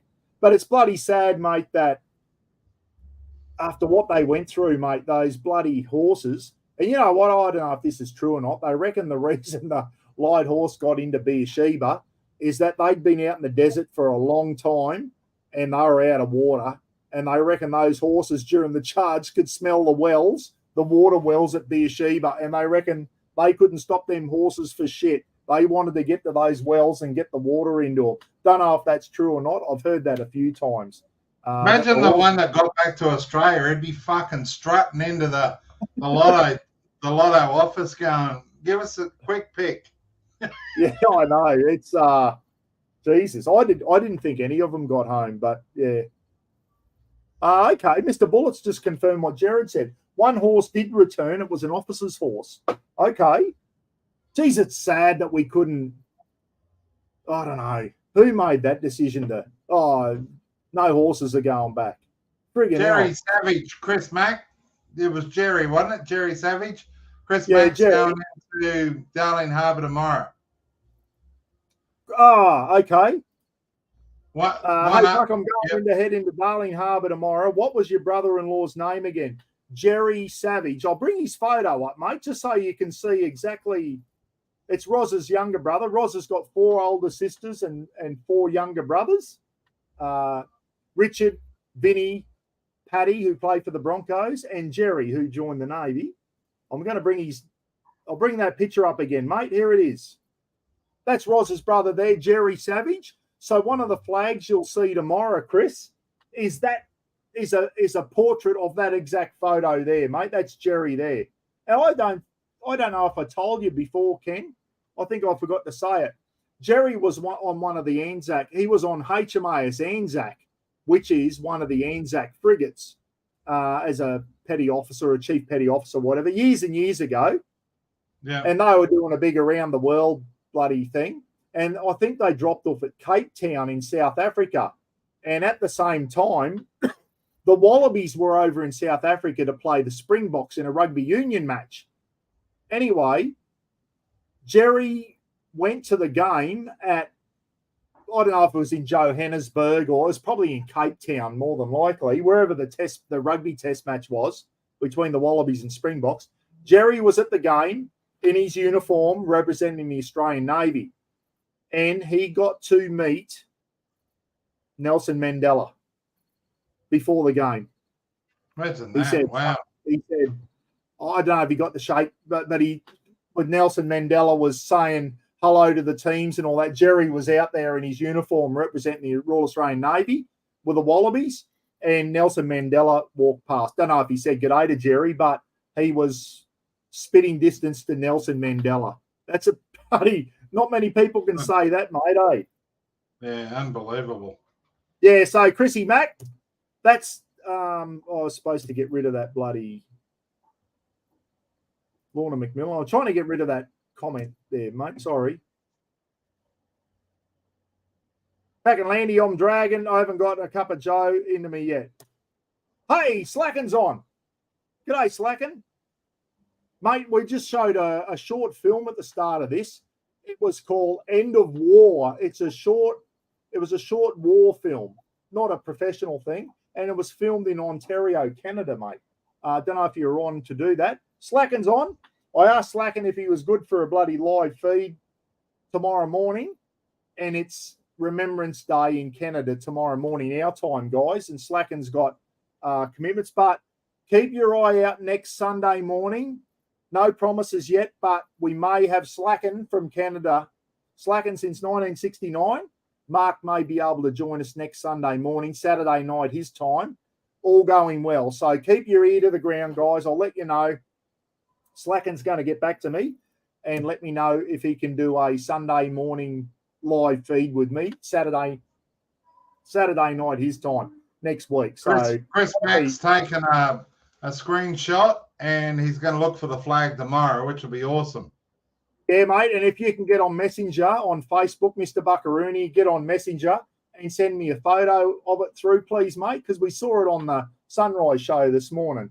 And it's the flags are like a sketch, if you know what I mean. They're like a portrait sketch that have been turned into a big flag. And there's 99 of them, and it's all Indigenous people that have represented or have served or are serving with the Australian Defence Forces, Army, Navy, and Air Force people, which is absolutely fantastic. Slacken saying g'day to Trev Kelly. So there you go there, guys. Chrissy, keep an eye out for that one. Jerry Savvy. Hey, Chris Mack, keep your eye out and see if there's one for Buddy Lee as well. Get a picture of that. Wow. Yes, and if there is one, look in the, I don't know if they're in Army, Navy, and Air Force sections, mate. There's like a big row of them from what I saw on Sunrise. Have a look for Corporal Buddy Lee, who was wounded during the Battle of Long Tan, Delta Company 6 RAR. See if Buddy Lee's there, mate. Probably got his name on there. There might even be something on your phone where or I don't know, there might be something there that tells you what each flag is and who it is. So, hey, Jared's going on about Bill the Bastard. I watched that, Jared, quickly before I saw your thing, just before we went. Would have been the horse. I would have loved to come home, but it was great that Bill has a statue dedicated to him. Jared said before we came live, guys, if you haven't, Bill the Bastard was a horse in World War One, an Aussie horse in World War One. So Google that. Jared said Google Bill the Bastard, and it's about an Australian light horse. So absolutely fantastic. I quickly bloody Googled that before I come on, only about 5 minutes before we went live, Jared, and had a quick look at that. Yeah, yes, Buddy Lee, mate. Yeah. Yeah, Buddy Lee was a corporal wounded in the Battle of Long Tan in Vietnam, mate, an Indigenous guy, and was Ken's instructor when Ken went through his infantry IETs, initial employment training, with 9th Battalion, Royal Queensland Regiment. Before Gidgee was in Army Reserve Infantry, and then he went into the regular army and then went into Ramey and became an aircraft engineer, basically. So, yeah. Anyway, hey, Couple of quick things before we go. I don't want to drag it on too long, guys. It's already been going for, how long have we been going, Ken? A fair while. Nearly, we'll go to 2 hours, Ken, and we'll call it quits. Yeah. Now, we've got some patches coming out. As you know, the Legends are doing a big charity event next year, 9th, 10th, and 11th of August in Warwick, down in Warwick. Ros and I will be going. Gidgee will be there as well. That's Corporal Buddy Lee there, everyone.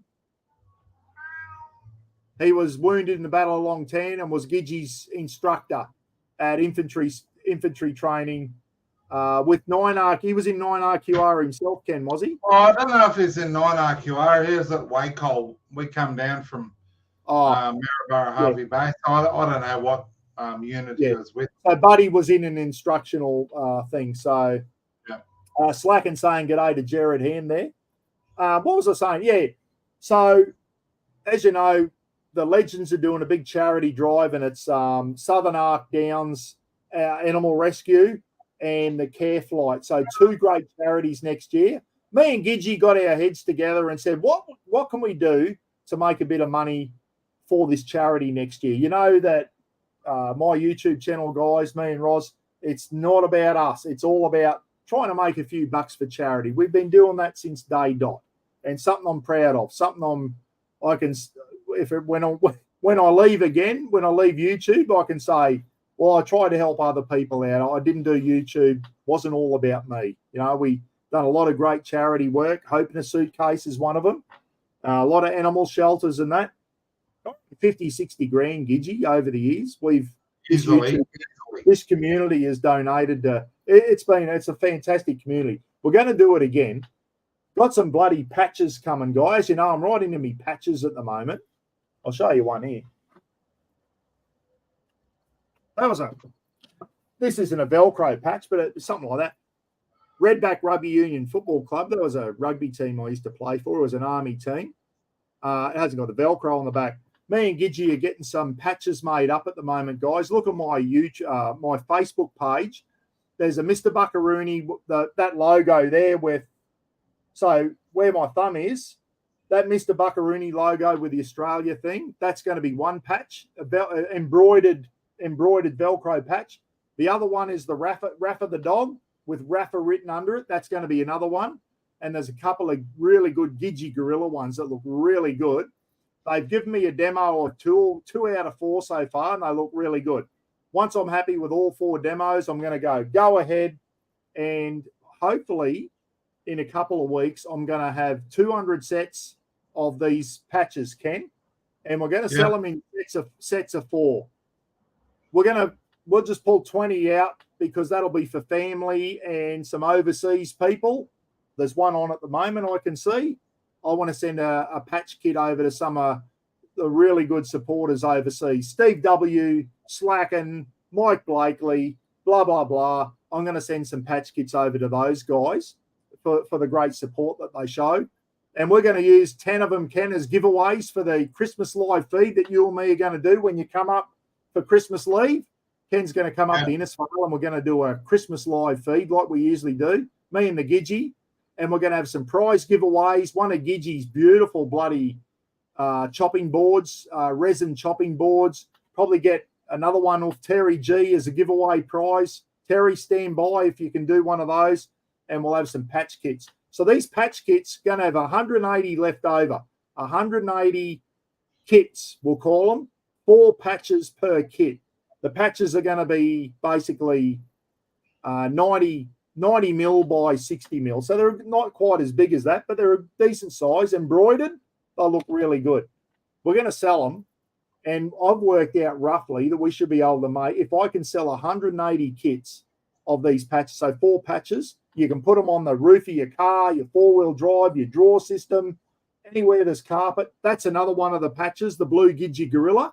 There's going to be a red Gidgee Gorilla one as well in a different type. Ken will probably show you that one. That'll be one of the embroidered patches.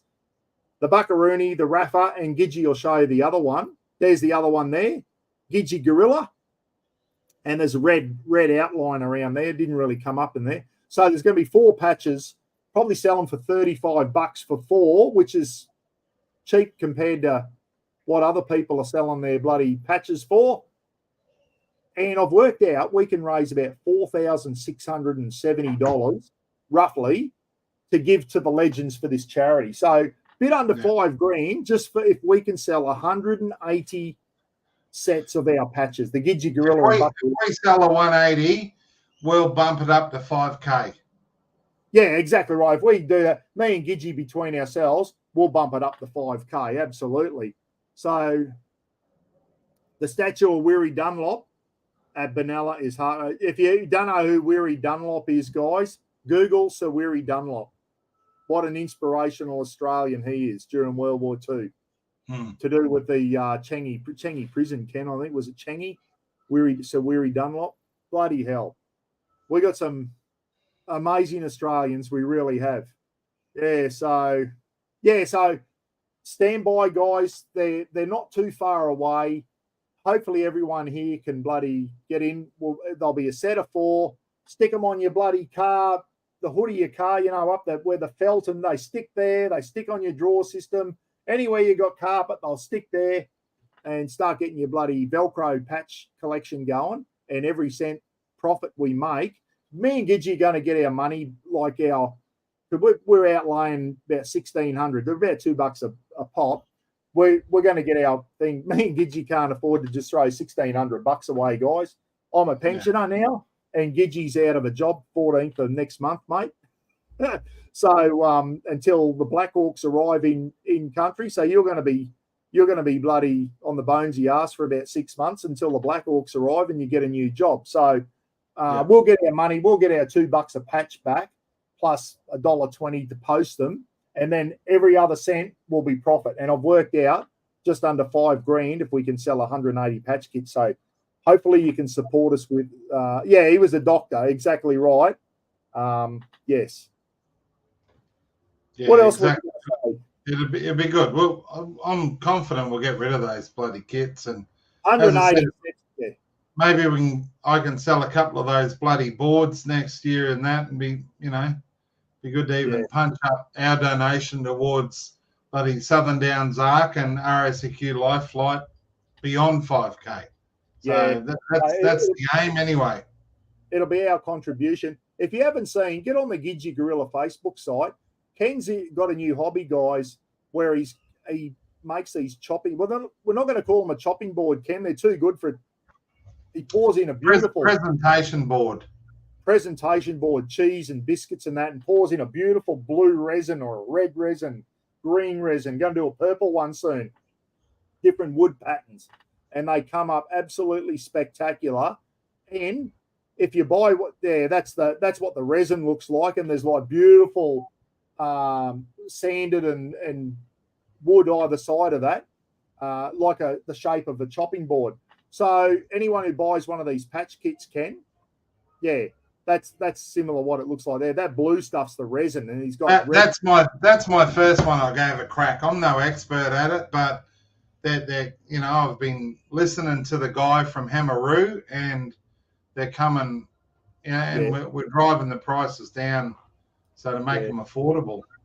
Display board, exactly right, Mark. It's a display board or a cheese and biscuit board. You wouldn't want to go cutting on it. They're too good for that. But anyway, anyone who buys one of these patch kits they're going to get a ticket as well and a chance to win one of your beautiful boards. Yep. Which we don't know which one you're going to do yet. You've got all different colours and different styles and all that. And our live feed at the end of the year, mate, we're going to have about 10 patch kits to give away.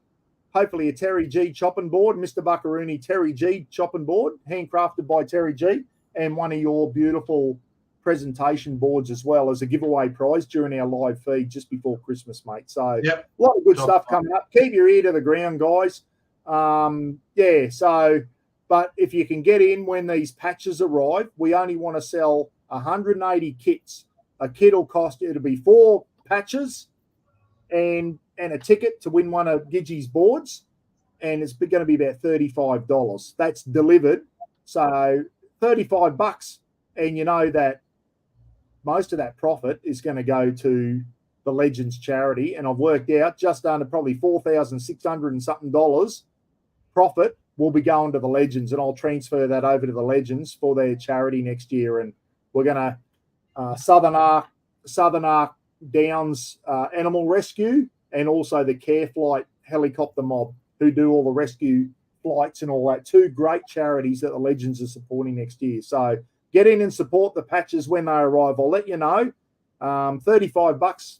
It's pretty good value for 4 Velcro patches delivered and a chance to win one of Gidgee's beautiful chopping boards. So anyway, there's 1,300 Mr. Buckaroony shirts out there in the world somewhere. I'm sure we can offload 180 patch kits, Ken.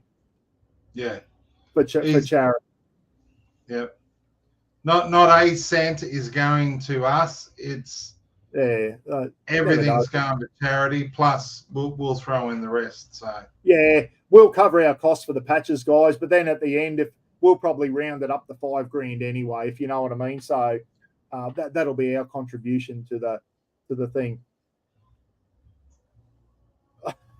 Charcuterie board. I'll give you $100 and a slab, Gidgee, but you got to drive to Victoria.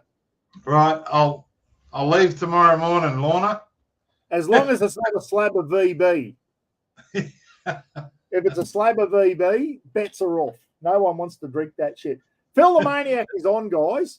Put me down for a set. Good on you, Phil. I'm sure I know it's all for the Legends, mate. So all the profits are going to the Legends anyway. If you have not seen Phil, the dynamic diddly donks, I'm going to call them from now on, Phil and Lukey Reed, watch their pizza cook up on Phil's Camping Reviews, guys. Bloody Joey the Parrot dropping the F-bomb in the background, and Phil and Luke getting the giggles over the word balls, dough balls. And they got the giggles and could not let it go. It was funny. Phil, it's semolina, the stuff you put on your little thing so the pizza slides off, called semolina, mate. It's not salmonella. That's one thing you don't want on your pizzas is salmonella. It's semolina, and the reason your third pizza did a triple forward flip and a belly flop when it went into the pizza oven, you didn't have any semolina on the paddle. The first two slid in beautifully. Phil forgot to put the semolina on the third one, and she speared in like Greg Louganis at the 1984 bloody diving championships when he hit his head on the diving board and split his head open. So, it's funny. But old Joey the Parrot, Phil, he cracked me up last night. I had to rewind that 3 times. Joey dropped the F-bomb during that thing. So I wonder who he's getting that off. Not your mum either. It'll be off you. I'm on Lorna too. I'll drink VB. I've had it before. I'll do it again. Did anyone see my VB thing, how to clean out the sink in your caravan? And I used a can of VB. Oh, people were getting butthurt over that. The Vicks. Oh, like I did it as a joke. I said, guys, I've got a great caravan hack for you. How to clean your sinks out if they get a bit blocked up in your caravan. And I poured a can of VB down there to clean the drains out. Well, the Vicks got their bloody knickers in a knot. They didn't take it real well at all, nor did they. They didn't take it well when I said that Aussie Rules is a game where they run around in tight shorts and jump on each other's backs, and that it's the only game where you can it's got 4 sticks so that if you miss the middle ones, you still get a point for missing. But some of the Vicks got really upset over that. Yeah, Mark Lavelle, Greg Louganis, and his white budgie smugglers, he bloody cracked his head open on the diving board in the 84 Olympics, and he still got the gold medal. He was unbelievable. But anyway, I'm talking shit now. Ken, anything else you want to say before we wrap up, mate? Talking shit now. Probably rewind back to 6:30. No, we've said some good stuff tonight. There has been some really important stuff on tonight. Remembrance Day, guys. That's what it was all about. And anyway, just before I go, I want to read the ode out to you. They shall not grow old as we that are left grow old. Age shall not weary them, nor the years condemn. At the going down of the sun and in the morning, we will remember them. So there's the ode, guys. Raise a glass. And for slacking, I know it's Remembrance Day tomorrow in Canada, another country that batted well above their average. As I said, Australia lost over 61,000 killed in World War I. the Canadians and Newfoundland lost over 66,000, and we had about the same population going. And I'll tell you now, it was when they combined the bloody ANZAC divisions together with the Kiwis and the Canadians, we started punching holes in the Germans in World War One. And you know, I'm not saying, oh, the ANZACs and Canadians won World War One. We'd be bloody arrogant to say that. There was a lot of countries involved, but when they combined the 5 ANZAC divisions together, they did start punching holes in the Germans late in the war. And the Canadians, we all know the heroic stuff that they did at Passchendaele and the big battles. They were in the thick of it too, the Canadians, as they were in World War II. Absolutely incredible soldiers.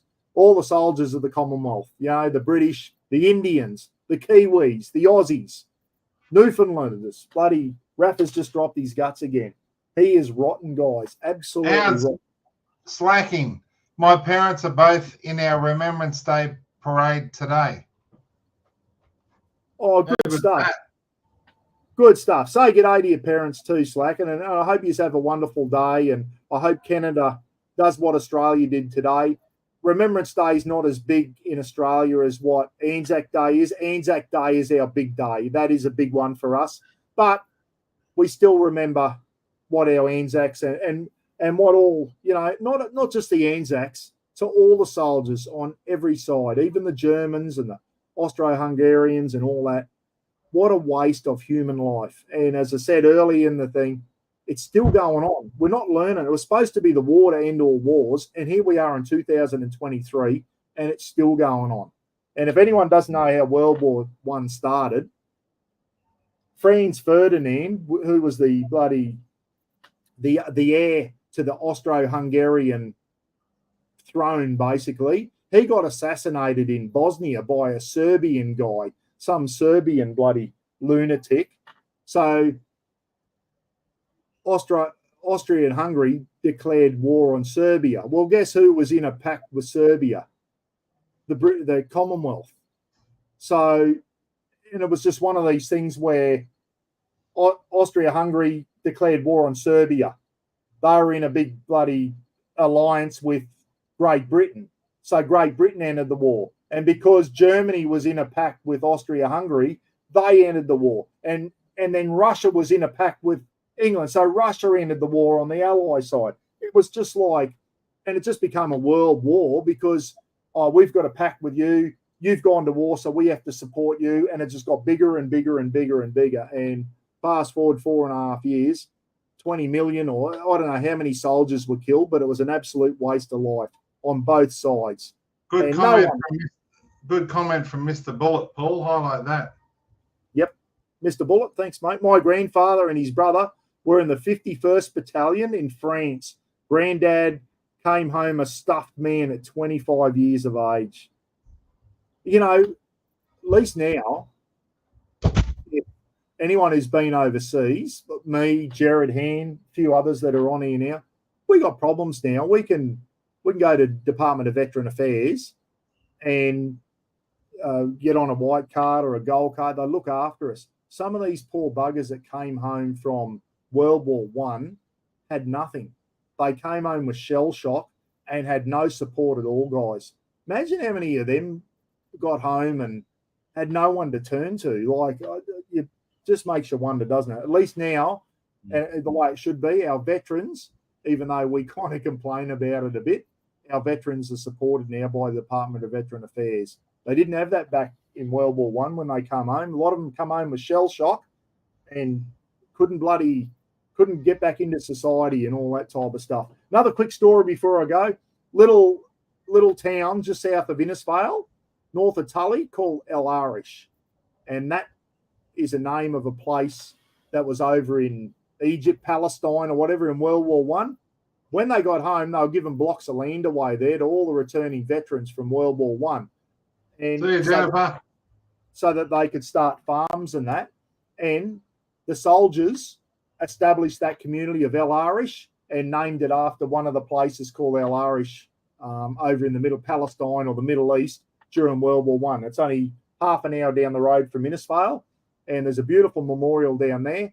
and the government were giving away like 20-acre blocks of land to returning soldiers so that they could start a cane farm or a banana farm or whatever, and get soldiers back up on their feet when they came back from World War One. So a little town called Alarish, guys, just south of Innisfail. Keep your eye out for it when you come up, if you ever come up to Cape York or whatever. And there's a beautiful memorial in there as well. Jared's probably seen it. Anyway, thanks for joining us tonight, Gidge. We've been going. Kane. Is Kane the diddly donk on, is he? Yeah. Hey, Buck, I remember all my military grandfathers, and today I remember my military uncle who passed away in April. Good on you, Kane. I know Kane's very passionate about his family's military history. Hope you're well, Kane. And guess what, Kane? I was coming back with my camper trailer the other day through Serena, and I had another Serena pie. I had a beef brisket pie, and it was bloody beautiful. That Serena Bakery, guys, it's up there in my top 5 in Australia. The Serena Bakery. Kane Higgins put me onto that, and it's really good. Anyway, enjoy the rest of your weekend. Slacken, hope you have a great Remembrance Day. I know it's probably bigger in Canada than what it is in Australia. ANZAC Day is our big one on the 25th of April. But anyway, as I said, let's do a final. Raise our glass and remember all our ANZACS guys, all those men who died for us right back to the Boer War, before we even became a nation in 1901. And then World War One, World War Two, Korea, Vietnam, Borneo, Malaya, all the Afghanistan, Iraq, East Timor, all that type of stuff. So to everyone who did that, thank you so much. And it's all about remembering those who sacrificed their lives so that we can lead the life we do today. And we're lucky, Slacken, that we live in great countries like Canada and Australia, and Phil W. over the ditch in New Zealand, Steve W. up in the UK, Mike Blakely and that over in the thing, Andy Riches in the UK as well, Steve Wilkes in Mexico. I don't know much about Mexico, if it's a lucky country or whatever, but I know one thing is I'm glad I live in this country. I really do. Could live in a lot worse places, couldn't we? And it's all thanks to our ANZACS. Anyway, good night, everyone. Enjoy the rest of your weekend. Thanks for tuning in. See you later. Right. See you. Hopefully next Sunday morning, maybe we'll have a special guest from Canada on. See you.